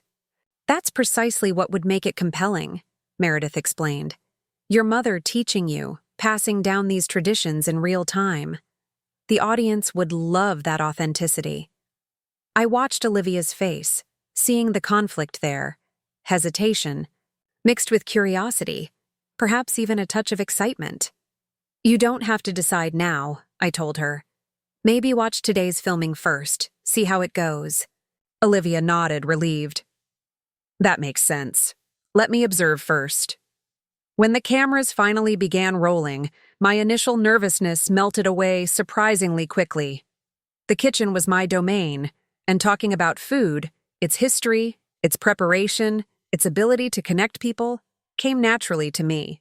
The script was loose, allowing for genuine moments and spontaneous stories. This rolling pin belonged to my grandmother, I explained, holding up the well-worn wooden implement. It's traveled with me through 3 moves, 2 marriages, and countless holiday baking sessions. When I hold it, I can almost feel her hands guiding mine, showing me how to apply just the right pressure to create the perfect crust. As I demonstrated the techniques for making apple pie, the precise way to cut butter into flour, the secret to achieving a flaky crust, the perfect balance of spices for the filling, I found myself falling into a comfortable rhythm. This wasn't performance. It was sharing, teaching, connecting. From her position just off camera, Olivia watched with undisguised pride. Each time I glanced her way, she offered an encouraging smile or a subtle thumbs up, her presence a steadying influence in this unfamiliar territory. By the time we wrapped the first episode, the production team was buzzing with excitement. That was fantastic, Ellie, Meredith enthused, reviewing footage on a small monitor. You're a natural on camera, authentic, warm, knowledgeable without being intimidating. Viewers are going to fall in love with you in this show. As the crew packed up their equipment, Olivia approached me with a thoughtful expression. Meredith's suggestion about me appearing on the show. I've been thinking about it. And? I prompted, wiping flour from my hands. I'd like to try it, she said decisively. Not as some polished expert, but as who I really am. Someone learning these traditions for the first time. Someone reconnecting with a heritage I almost lost. The symbolism wasn't lost on me. This wasn't just about a cooking show. It was about reconciliation, about bridging the gap that had widened between us over the years. I'd love that, I said. Simply. Olivia smiled, a genuine smile that reached her eyes. Good, because I think I'm finally ready to learn what you've been trying to teach me all these years. As we cleaned up the kitchen together, returning it to its pre-filming state, I reflected on the strange, winding path that had led us here.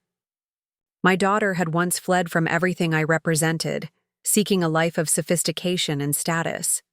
I had once been dismissed as outdated, irrelevant, a relic clinging to traditions no one valued anymore. Now, through an unexpected twist of fate, those very traditions had brought me success beyond anything I'd imagined. And more importantly, they had brought my daughter back to me, not because of the success itself, but because that success had finally opened her eyes to the value of what had been there all along. Sometimes I realized the most profound lessons come wrapped in the most unlikely packages.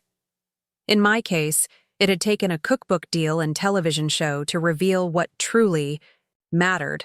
Not fame or fortune, but the authentic connections that give life its deepest meaning. And as Olivia and I worked side by side in the kitchen that had always been the heart of our home, I knew that whatever challenges lay ahead, for her marriage, for my new career, for our relationship, we would face them together, nourished by the same traditions that had sustained generations of women in our family before us. Some recipes, after all, were timeless. The news broke on a Tuesday morning. I was in the middle of filming the 4th episode of my cooking show, demonstrating how to make my great-aunt Viola's peach cobbler, when Meredith called for an unscheduled break. She hurried across the kitchen set, tablet in hand, her expression a mixture of excitement and concern. "Ellie, you need to see this," she said, handing me the tablet. The screen displayed a business news website with the headline, "Culinary Upstart Gourmet Now Acquires Thomas & Sons Kitchenware in Surprising." Industry shakeup. I scanned the article quickly, my heart sinking as I read the details. Gourmet Now was a venture capital-backed meal delivery service that had been aggressively expanding in the past year. Thomas & Sons was the family-owned company I had recently agreed to collaborate with on a line of traditional cooking tools, cast-iron skillets, wooden spoons, and other heirloom-quality items designed to last generations. "They were just acquired yesterday," Meredith explained. "The announcement went live this morning. Gourmet Now's CEO says they plan to modernize the Thomas & Sons brand and pivot to tech-forward kitchen solutions." I set down the tablet, trying to process this unexpected development. The Thomas & Sons partnership had been especially meaningful to me. A small, family-run business that shared my values of quality, tradition, and durability. We had spent weeks designing products that would complement my cookbook and television show, items that would help home cooks create the same dishes I was sharing. "What does this mean for our partnership?" I asked. Meredith grimaced. "Charlotte from Hartwell called while you were filming. Gourmet now wants to renegotiate the entire agreement. They're proposing a different direction. Smart appliances, meal, kit tie-ins, cooking apps." "That's not what I signed up for," I said firmly. "I chose Thomas & Sons specifically because they make things that last, tools that can be passed down through generations. I don't want my name on disposable gadgets or subscription services." "I understand," Meredith assured me. "Charlotte is pushing back hard, but Gourmet Now has deep pockets and a very aggressive growth strategy. They're insisting on a meeting with you this week." I nodded, my mind racing. This was the first major challenge to my vision since embarking on this unexpected career path. Would I need to compromise my values to maintain momentum? Or could I hold firm, even if it meant losing this particular opportunity? "Tell Charlotte. I'll meet with them," I decided. "But I'm not changing my position on what kinds of products I'm willing to endorse." Meredith squeezed my shoulder supportively. "For what it's worth, I think you're absolutely right to stand your ground. Your authenticity is what makes you special in this industry.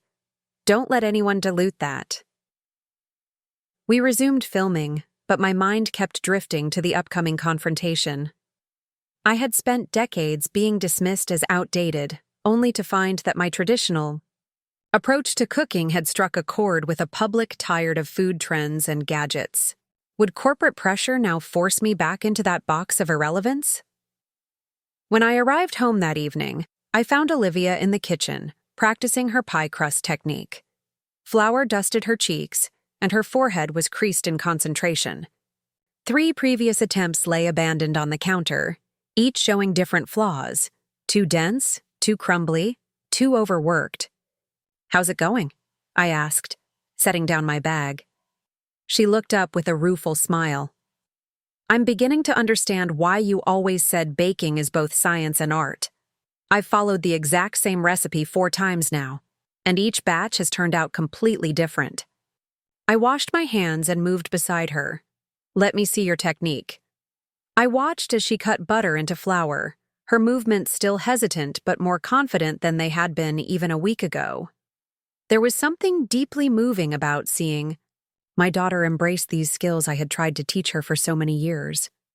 "The secret is in how cold your butter is and how lightly you handle the dough," I explained, guiding her hands. "Feel that? That's the texture you're looking for." Olivia nodded, her focus absolute. "I want to get this right before we film next week. I don't want to embarrass you on your own show." "You could never embarrass me," I assured her. The whole point is to show you learning. That's what makes it authentic. Authentic. The word hung between us, suddenly loaded with new significance given the day's developments. "What's wrong?" Olivia asked, catching my expression. "You seem preoccupied." I told her about the Gourmet Now acquisition and the pressure to change direction with my product line. As I spoke, I realized how much I valued having someone to confide in about these new professional challenges. For so long, I had faced life's difficulties alone, keeping my worries to myself. "That's outrageous," Olivia said when I finished. "They can't force you to put your name on products you don't believe in." "Technically, they can't," I agreed. "But they can make things very difficult." This partnership was a significant part of the overall marketing strategy for the book and show. Olivia wiped her hands on a kitchen towel, her expression thoughtful. "You know who might have some insight about this?" "Ryan." I raised an eyebrow in surprise. "Ryan?" "Whatever his faults, he knows the business world," she acknowledged. "And he's handled similar corporate acquisitions at his firm. He might have suggestions for how to approach this meeting." I was touched by her willingness to leverage her connection with Ryan, despite their current estrangement. "Are you comfortable reaching out to him about this?" Olivia hesitated, then nodded. "For you, yes.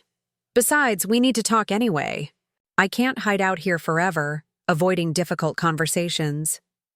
"You're not hiding," I corrected gently. "You're regrouping. There's a difference." She smiled faintly. "Maybe. But either way, it's time I faced things head on. Let me call him about your situation." To my surprise, Ryan agreed to come over that very evening to discuss strategy. He arrived dressed impeccably as always, his manner cordial if slightly reserved. If he harbored resentment about Olivia's continued absence from their home, he kept it well hidden.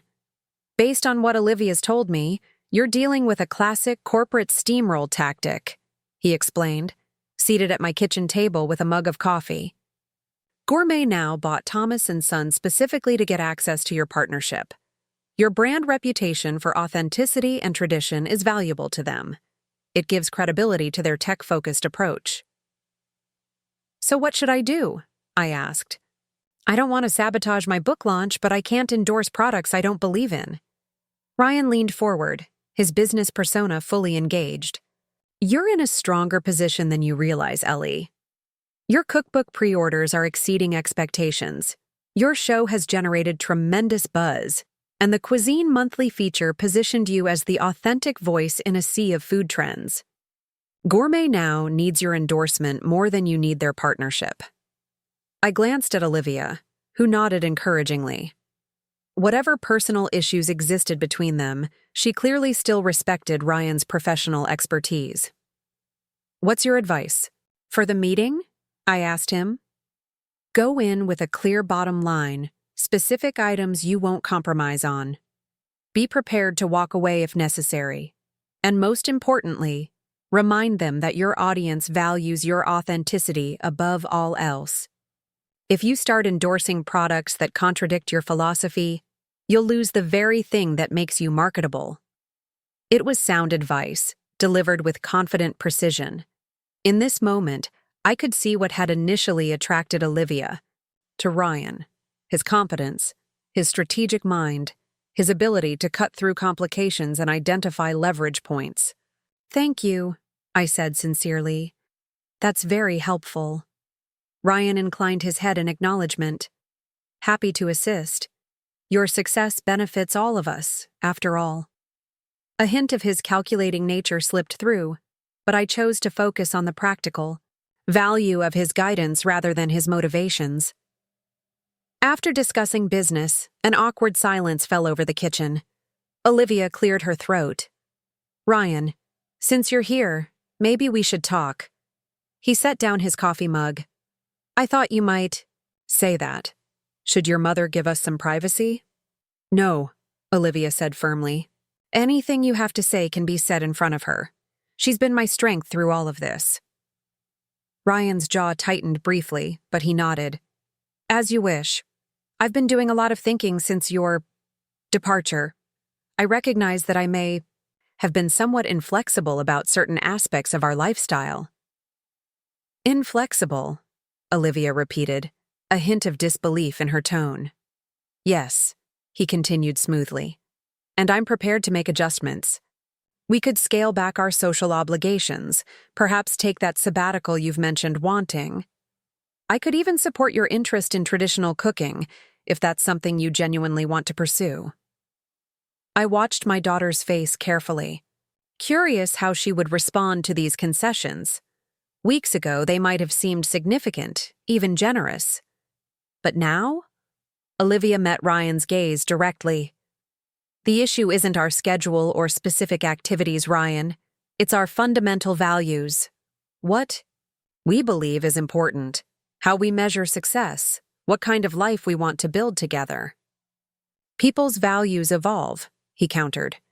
We can grow together in new directions. Can you? She challenged. Can you truly be happy with a life that isn't centered on achievement, status, and appearances? Because that's what I'm questioning. Now. Ryan's polished facade cracked slightly, frustration seeping through. What exactly do you want from me, Olivia? I'm offering compromise.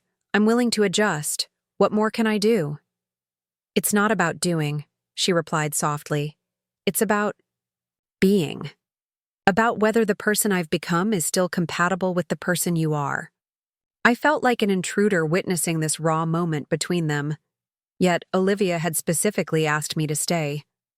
Perhaps my presence gave her strength to speak truths she might otherwise soften. Ryan stood abruptly, pacing the kitchen.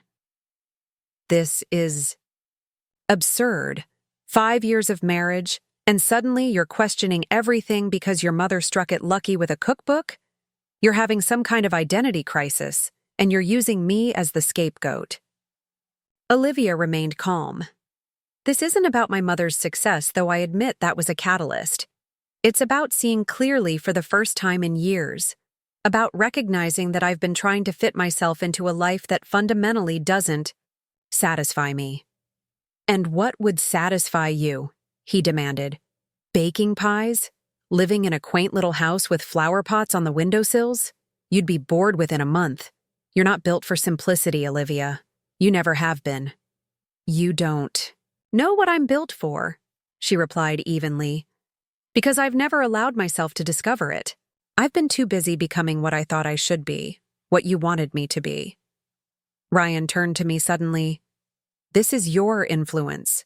You've turned her against me, against everything we've built together. I shook my head. Olivia makes her own choices, Ryan. Always has. I'm just giving her space to figure out what she truly wants. He scoffed. How convenient that what she truly wants aligns perfectly with your way of life, now that it's been validated by publishing deals and television shows. That's enough, Olivia interjected firmly. My mother has nothing to do with the problems in our marriage. Those were there long before her cookbook deal. Ryan fell silent, his expression calculating as he reassessed the situation. After a moment, his demeanor shifted, softening deliberately. You're right. I apologize to both of you. This is a difficult time, and I'm not handling it well. He moved back to the table, sitting down with a sigh. Olivia, I love you. Whatever you need, time, space, couples therapy, I'm willing to try. Just don't throw away everything we've built together without giving us a real chance.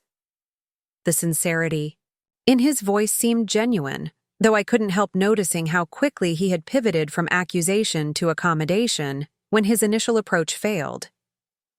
Was this adaptability part of what made him successful in business? This ability to recognize when a strategy wasn't working and immediately try another? Olivia's expression softened slightly. I appreciate that, Ryan. But I need more time to think clearly about what I want. Going back to our house, our routine, our life together, It would be too easy to fall back into old patterns without resolving anything. How much time? He pressed. I don't know, she admitted. This isn't a business negotiation with a timeline and deliverables. It's me trying to understand who I really am and what I truly want. Ryan nodded slowly, visibly restraining his impulse to push for specific commitments. I understand. Take the time you need. Just keep the door open, please. Don't make permanent decisions in a temporary emotional state.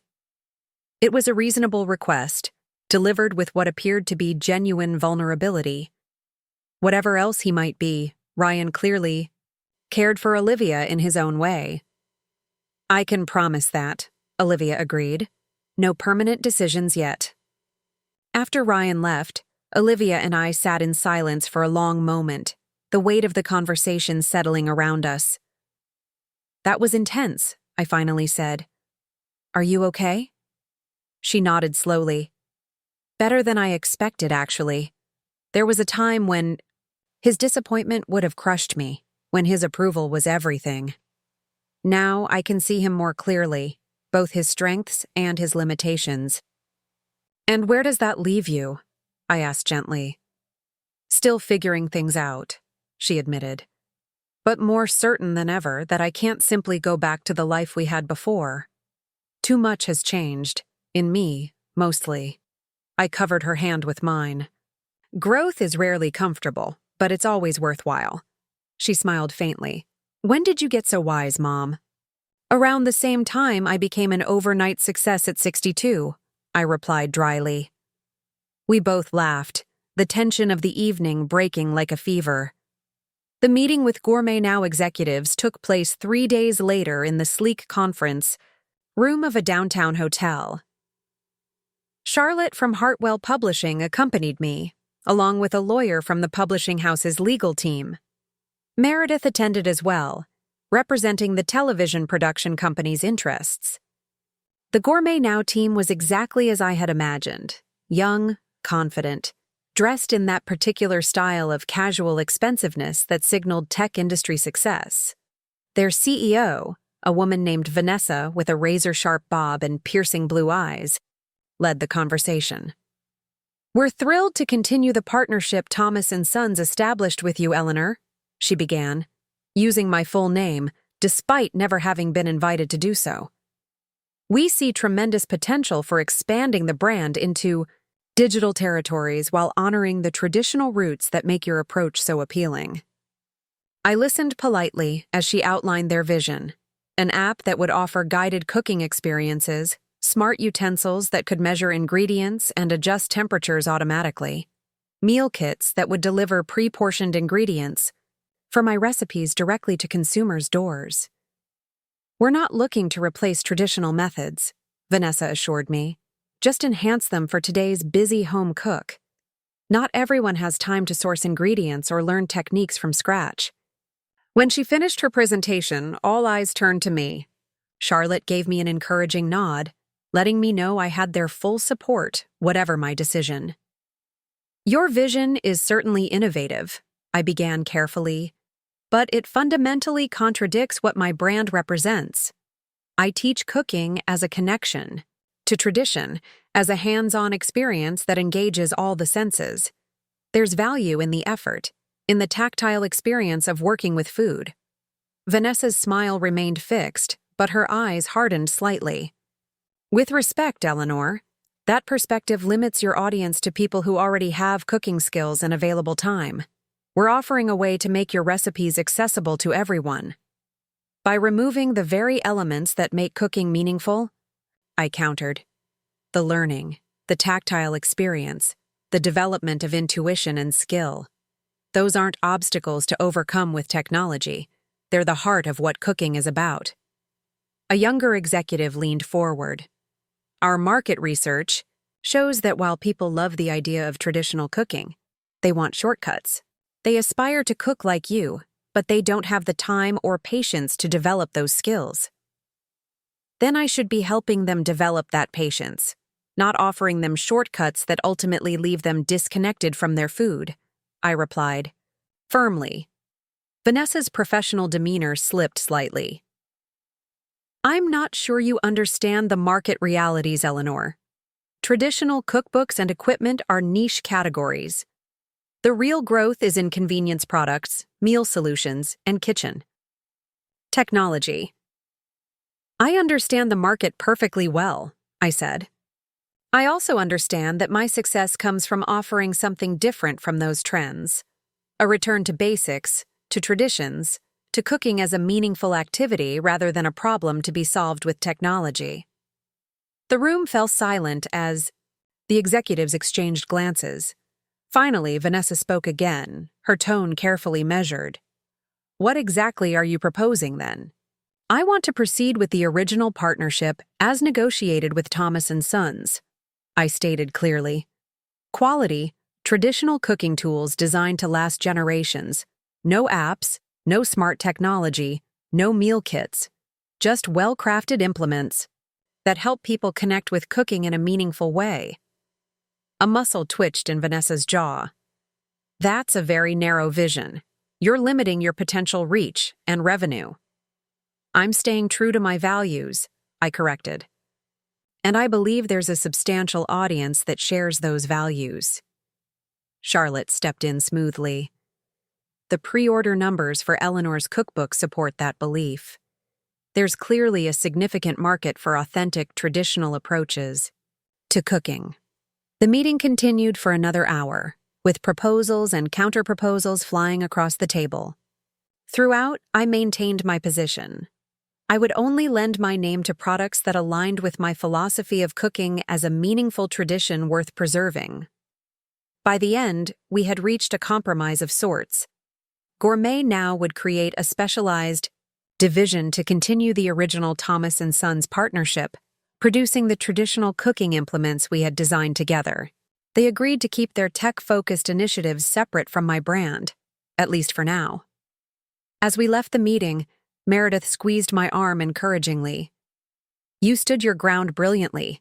Not many new personalities would have the courage to push back against a corporation like Gourmet now.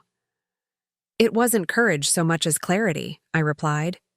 I spent too many years being dismissed as irrelevant to compromise now that people are finally listening. Back at home, I found Olivia in the study, surrounded by stacks of papers and open notebooks. She looked up when I entered, her expression both determined and slightly sheepish. What's all this? I asked, gesturing to the organized chaos around her. Research, she replied. I've been thinking about what I want to do next, professionally speaking. I can't stay on leave from the marketing firm forever, and honestly, I'm not sure I want to go back at all. I sat in the chair opposite her. What are you considering instead? Something connected to food education, she said, showing me a notebook filled with ideas. Not chef training or anything like that, but programs that teach cooking as life skills, especially for communities where those traditions are being lost. I scanned her notes, impressed by the thought she had already put into this. There were outlines for workshops, community garden initiatives, intergenerational cooking classes that would pair seniors with young people to preserve family recipes. This is remarkable, Olivia. When did you develop all this? She smiled shyly. It's been percolating for a while, I guess. Working with you these past few weeks, seeing how food connects to heritage, to identity. It's awakened something in me. And watching you film your show, seeing how teaching these skills brings you joy, I think maybe that's what I've been missing. Purpose beyond just success. Her words touched me deeply. After years of dismissing my cooking as outdated and irrelevant, Olivia was not only embracing these traditions, but considering building a career around sharing them with others. What about your marketing experience? I asked. Would you be starting from scratch? That's the beauty of it, she explained, enthusiasm lighting her features. I could use those skills. The event planning, the community outreach, the program development. But instead of promoting luxury products no one really needs, I'd be promoting something with genuine value. I reached across the desk to squeeze her hand. I think it's a wonderful idea, and I'd be happy to help however I can. Actually, she said, suddenly looking nervous, I was hoping you might consider making it an official offshoot of your brand. Once your cookbook launches and the show airs, you'll have a platform. We could use that to launch these educational initiatives. The request took me by surprise. Not just the business proposition, but the implication that Olivia saw our futures as connected, that she wanted to build something alongside me rather than separate from me. You're serious about this, I said softly. She nodded. More serious than I've been about anything in a long time. I want to do something meaningful. Mom. Something that honors where I came from instead of running from it. Tears pricked at my eyes. Nothing would make me happier than working with you on this. Olivia's smile was radiant. Really? You mean it? Absolutely. In fact, I added, thinking of my meeting earlier that day, I just spent hours defending the value of traditional cooking against corporate pressure to modernize and streamline. Having an educational component that actively preserves these traditions, that feels like a perfect extension of what I'm trying to accomplish. Olivia came around the desk and hugged me tightly. Thank you for not giving up on me, Mom, even when I gave up on everything you valued. I held her close, marveling at the journey that had brought us to this moment. 6 months ago, Olivia had stood in my kitchen dismissing my cooking as outdated and irrelevant. Now she was proposing we work together to share those very traditions with a wider audience. Life's most surprising ingredient, I reflected, was time, its ability to transform relationships, to ripen understanding, to blend distinct flavors into something unexpectedly harmonious. That evening, as we cooked dinner together in the kitchen that had become both home and television set, I watched Olivia move with growing confidence among pots and ingredients. Her hands were becoming more sure, her instincts more developed. She tasted and adjusted seasoning without measuring, smelled herbs before adding them, listened for the subtle changes in sound that indicated when onions had properly caramelized. She was finding her way back to an inheritance she had nearly rejected, not just recipes or techniques, but a way of being in the world that valued patience, tradition, sensory awareness, and the profound satisfaction of creating something nurturing with one's own hands. As we sat down to eat the meal we had prepared together, I realized that of all the unexpected successes that had come my way recently, the book deal, the television show, the product line, the magazine features, this reconciliation with my daughter was by far the most precious. I've been thinking, Olivia said, breaking a piece of bread, about what you said regarding the Gourmet Now meeting, that it wasn't courage so much as clarity that helped you stand your ground. I nodded, waiting for her to continue. I think I'm finally finding some clarity of my own, she said softly. About who I am, what matters to me, and the kind of life I want to live going forward. And what kind of life is that?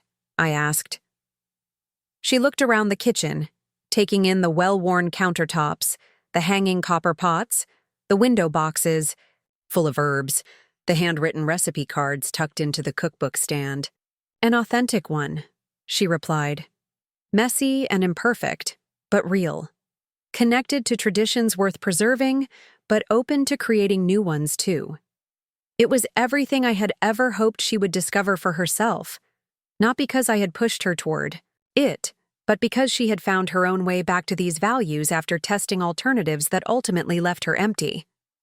What about Ryan? I asked gently.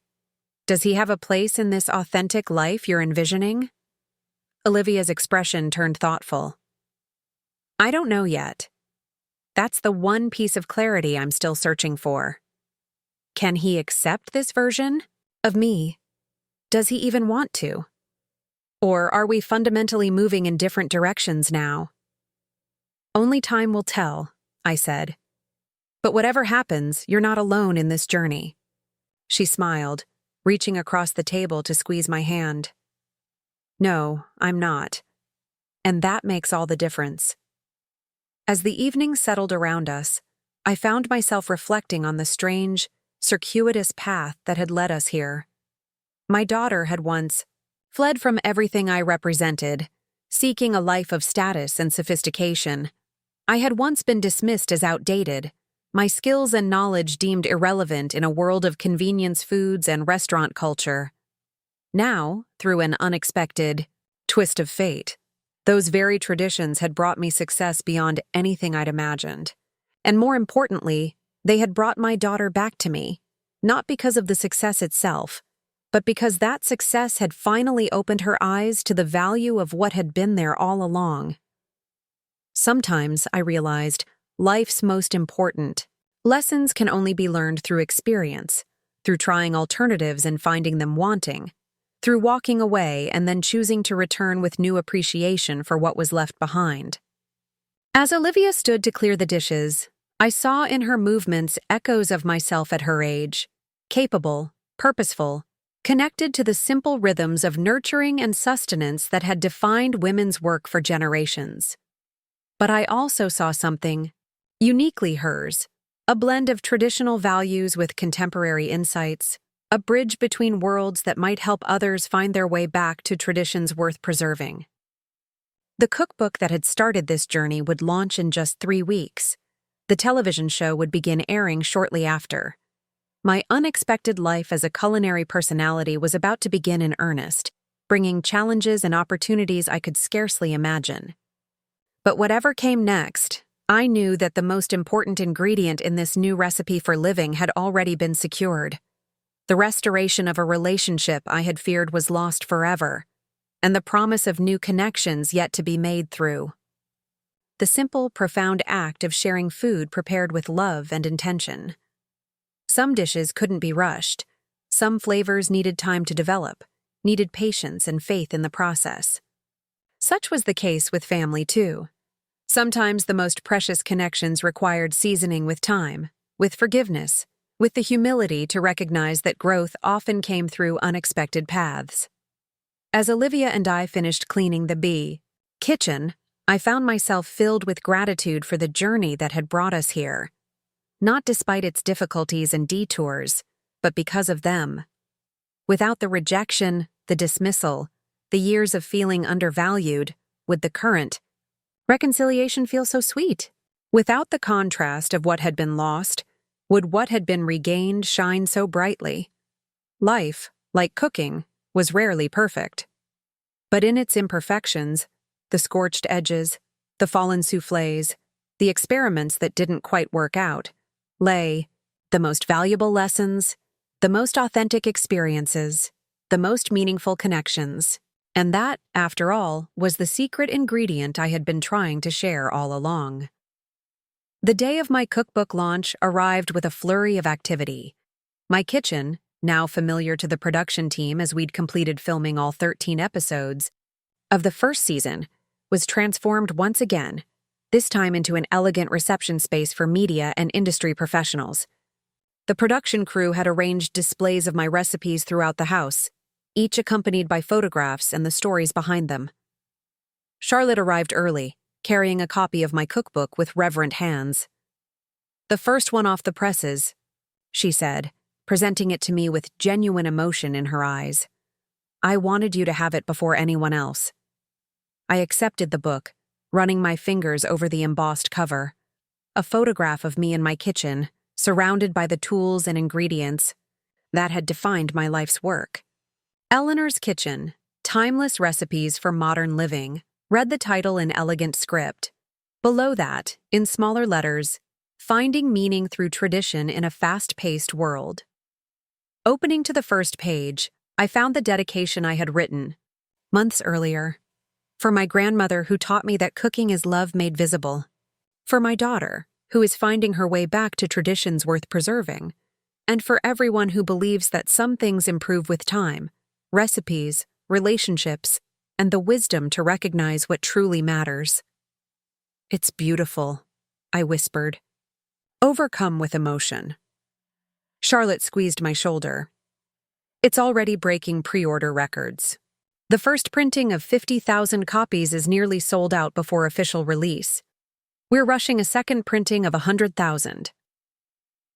The numbers were staggering, far beyond anything I had imagined when this journey began.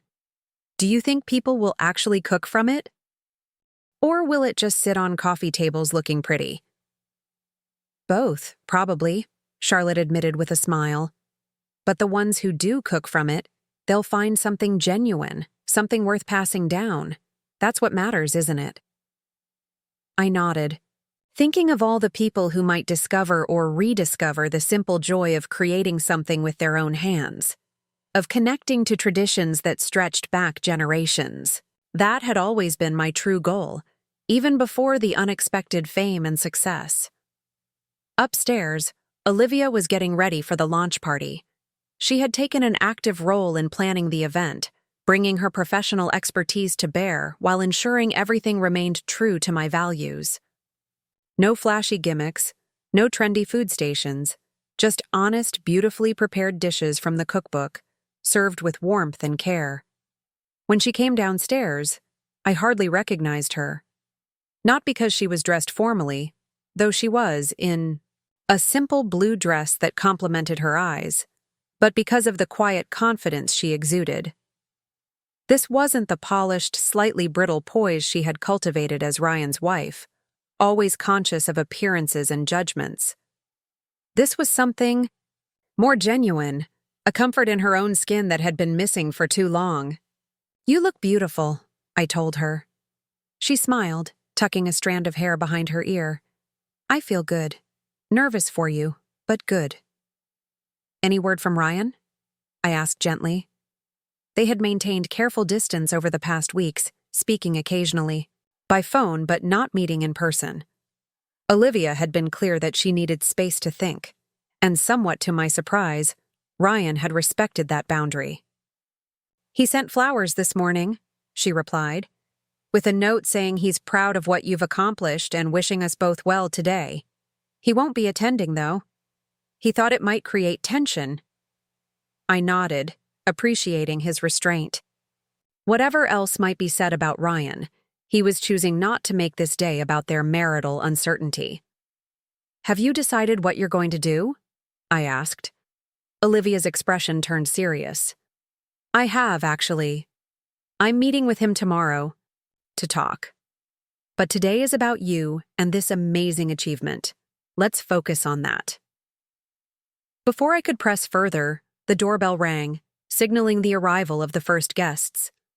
From that moment on, the house filled with people: journalists, food critics, television producers, bookstore representatives, and culinary professionals, all eager to be part of what Cuisine Monthly had dubbed the most authentic voice in food publishing this decade.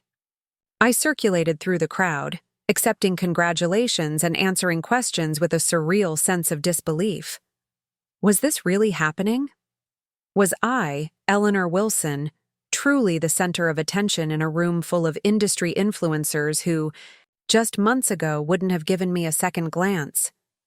"There she is, the woman of the hour," a familiar voice called out. I turned to find Meredith approaching with an older gentleman I didn't recognize, distinguished-looking, with silver hair and kind eyes behind horn-rimmed glasses. "Ellie, I'd like you to meet James Bennett, founder of Heritage Culinary Institute. James, this is Eleanor Wilson, though I'm sure she needs no introduction at this point." James extended his hand with a warm smile. "The pleasure is entirely mine, Ms. Wilson. Your cookbook is precisely the kind of work we try to encourage at the Institute, preserving culinary traditions while making them accessible to modern cooks." "Thank you," I replied, genuinely flattered. The Heritage Culinary Institute was renowned for its work, documenting and preserving food traditions from around the world. Your organization's research has been invaluable to many of us who care about these traditions. Which brings me to why I wanted to meet you, James continued. We're establishing a new division focused on American home cooking, the kind of recipes and techniques that were passed down through generations but are at risk of being lost in our convenience-focused culture. We'd like you to consider taking a leadership role in this initiative." I blinked in surprise. Me? I'm not a professional chef or a food historian. That's precisely why you're perfect, he countered. You represent the authentic home cook, someone who learned these traditions firsthand and can speak to their value in a way that resonates with ordinary people. Your success proves there's an appetite for this knowledge. My mind was racing. Another unexpected door opening, another opportunity I had never imagined for myself. I'm honored, I said honestly. But I should mention that my daughter and I have been developing plans for educational programs along similar lines. She's here somewhere. You should meet her. As if summoned by my words, Olivia appeared at my side, carrying a tray of miniature versions of my grandmother's apple hand pies, still warm from the oven.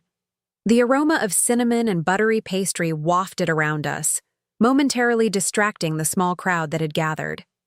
Perfect timing, I said, making introductions. Olivia, this is James Bennett from the Heritage Culinary Institute. James, my daughter Olivia. I watched with pride as Olivia engaged James in conversation, confidently outlining the educational initiatives she had been researching. The passion in her voice was unmistakable, her marketing expertise evident in how she framed the potential impact of such programs. James listened with growing interest. This dovetails perfectly with what we're trying to accomplish, he said when she finished. Would you be open to discussing a potential collaboration? The Institute has the resources and academic credibility, but we need people with practical vision and implementation skills. Olivia glanced at me, her eyes shining with excitement. We'd be very interested in that conversation. The party continued around us, but in that moment, something crystallized for me.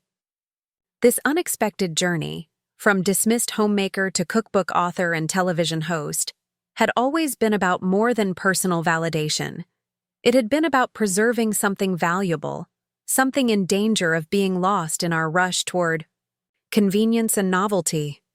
And now, through a series of events I could never have predicted, I had the platform to do exactly that. Not alone, but with my daughter beside me, bridging generations and perspectives.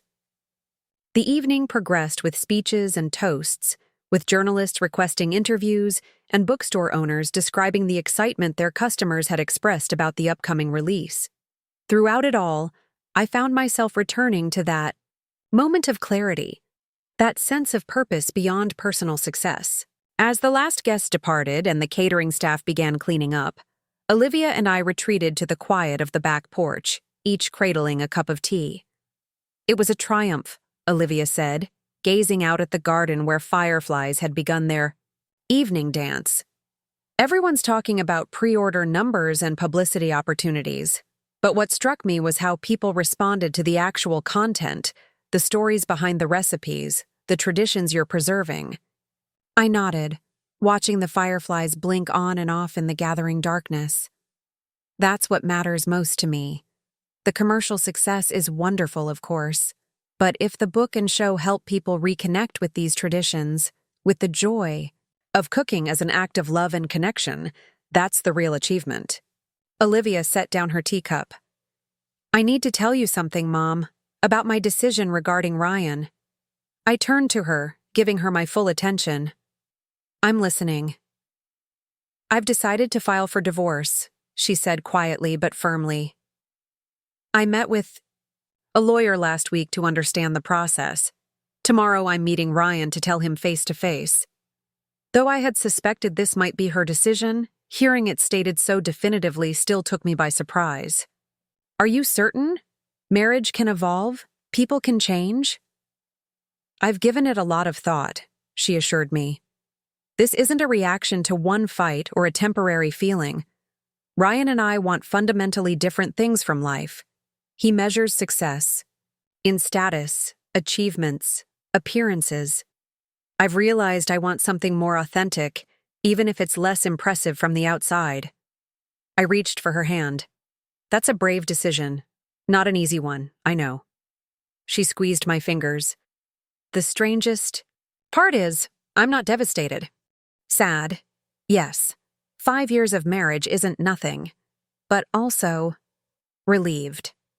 Like I've been holding my breath for years, trying to be someone I'm not, and finally, I can exhale. "What will you do next?" I asked.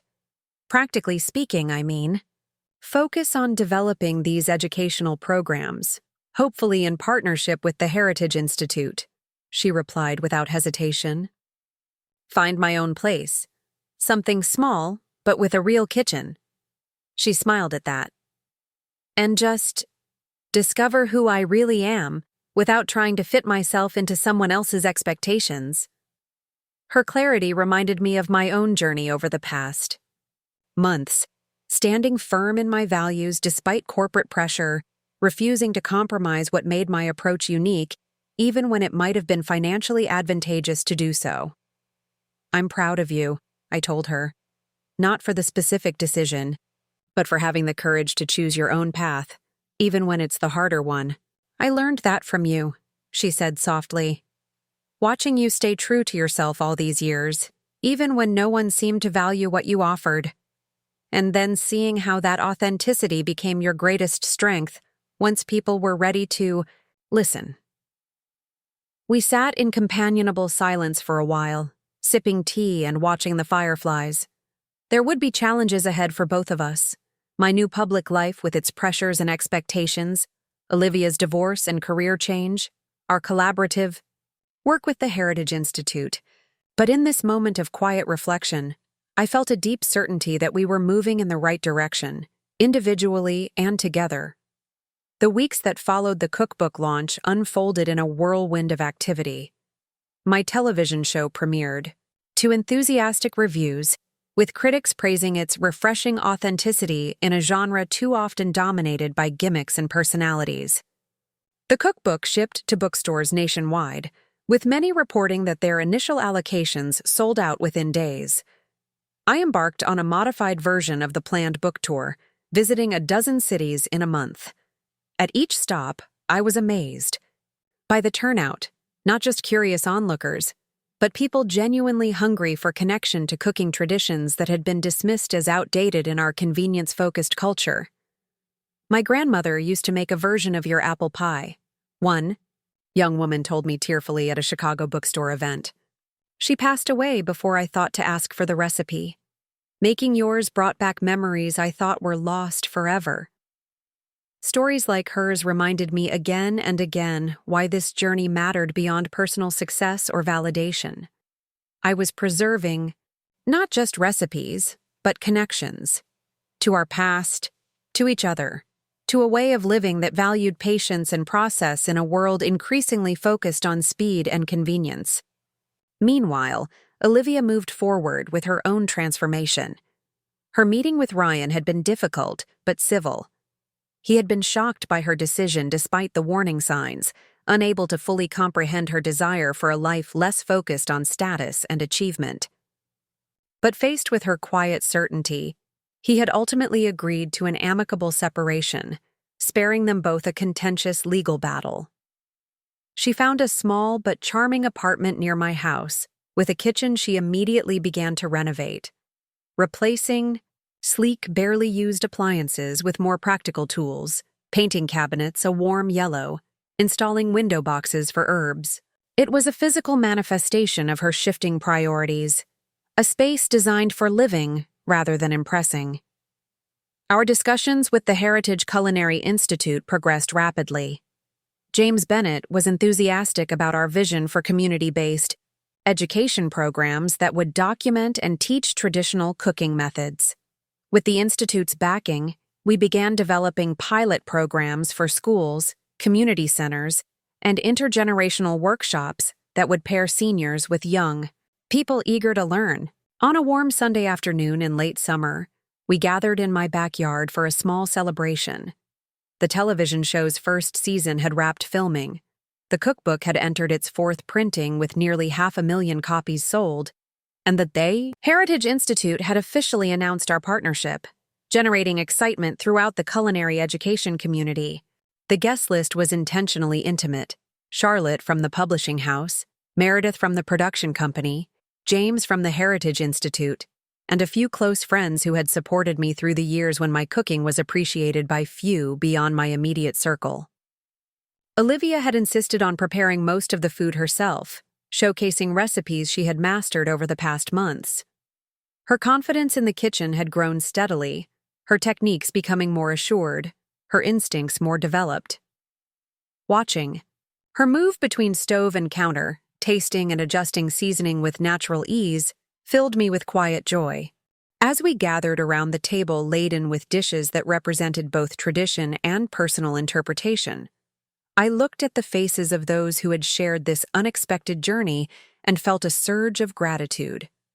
"Before we eat," I said, raising my glass, "I'd like to propose a toast. To traditions worth preserving, to new beginnings built on solid foundations, and to the surprising paths that sometimes lead us exactly where we need to be."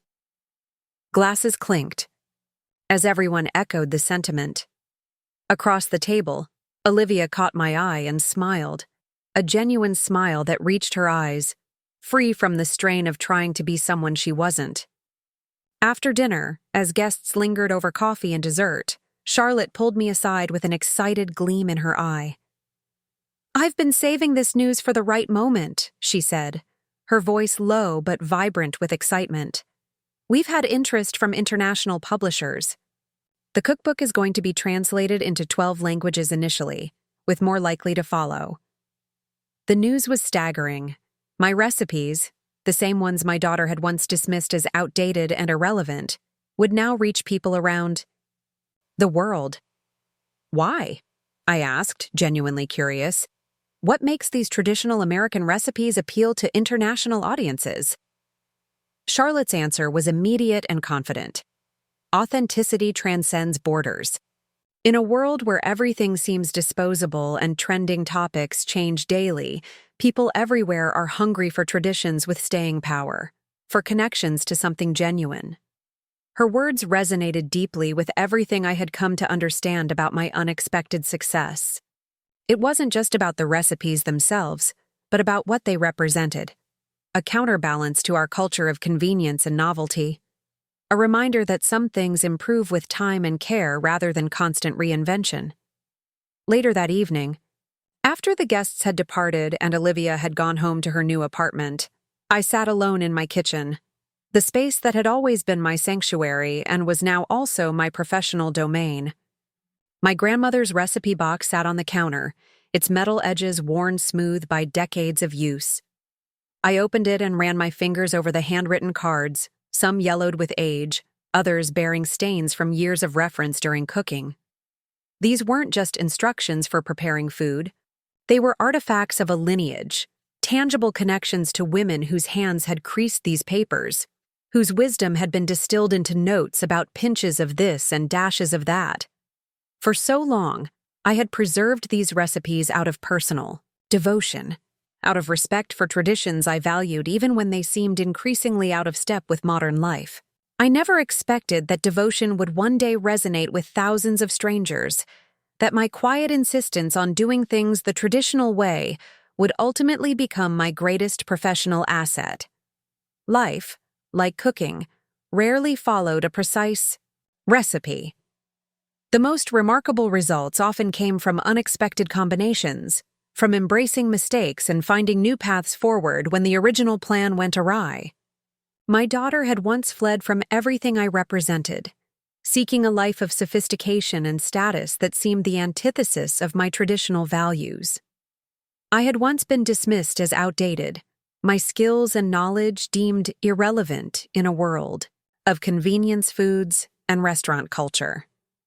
Now, through a series of events neither of us could have predicted, we had both found our way to something authentic. She by shedding external expectations to reconnect with her true self, I by standing firm in my values until the world circled back to recognize their worth. The cookbook that sat on my counter, with my name embossed on its cover and my stories woven throughout its pages, represented more than professional success. It was a testament to the power of remaining true to oneself, even when that truth seems out of sync with prevailing trends and values. And the television show, the product lines, the educational initiatives, all of these extensions of my unexpected career shared the same core message. Tradition matters. Connection matters. Taking time to nurture ourselves and others through food prepared with intention and love matters. My phone chimed with a text message from Olivia. Just wanted to say again how proud I am of you. Not just for the success, but for never changing who you are, even when no one seemed to value it. I hope I can be half as authentic in my new chapter. Love you, Mom. I smiled, typing back a quick response.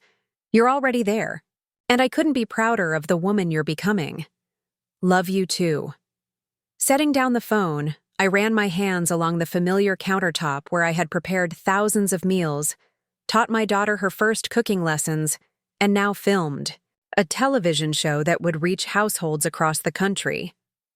This kitchen had witnessed my life's most important moments, the joys and sorrows, the solitary meals and festive gatherings, the everyday acts of care that had defined my identity, long before anyone thought to call me a culinary personality. Whatever came next in this unexpected journey, more books, more shows, expanded educational programs, this would remain my center, my authentic space. Not because it was now associated with professional success, but because it had always been where I felt most truly myself.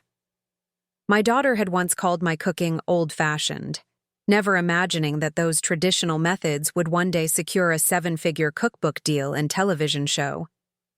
But the true value of this success wasn't measured in contracts or sales figures.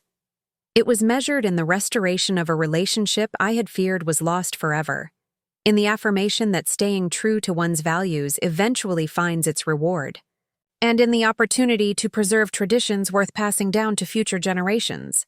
Some recipes improved with time. Some truths required patience to be recognized.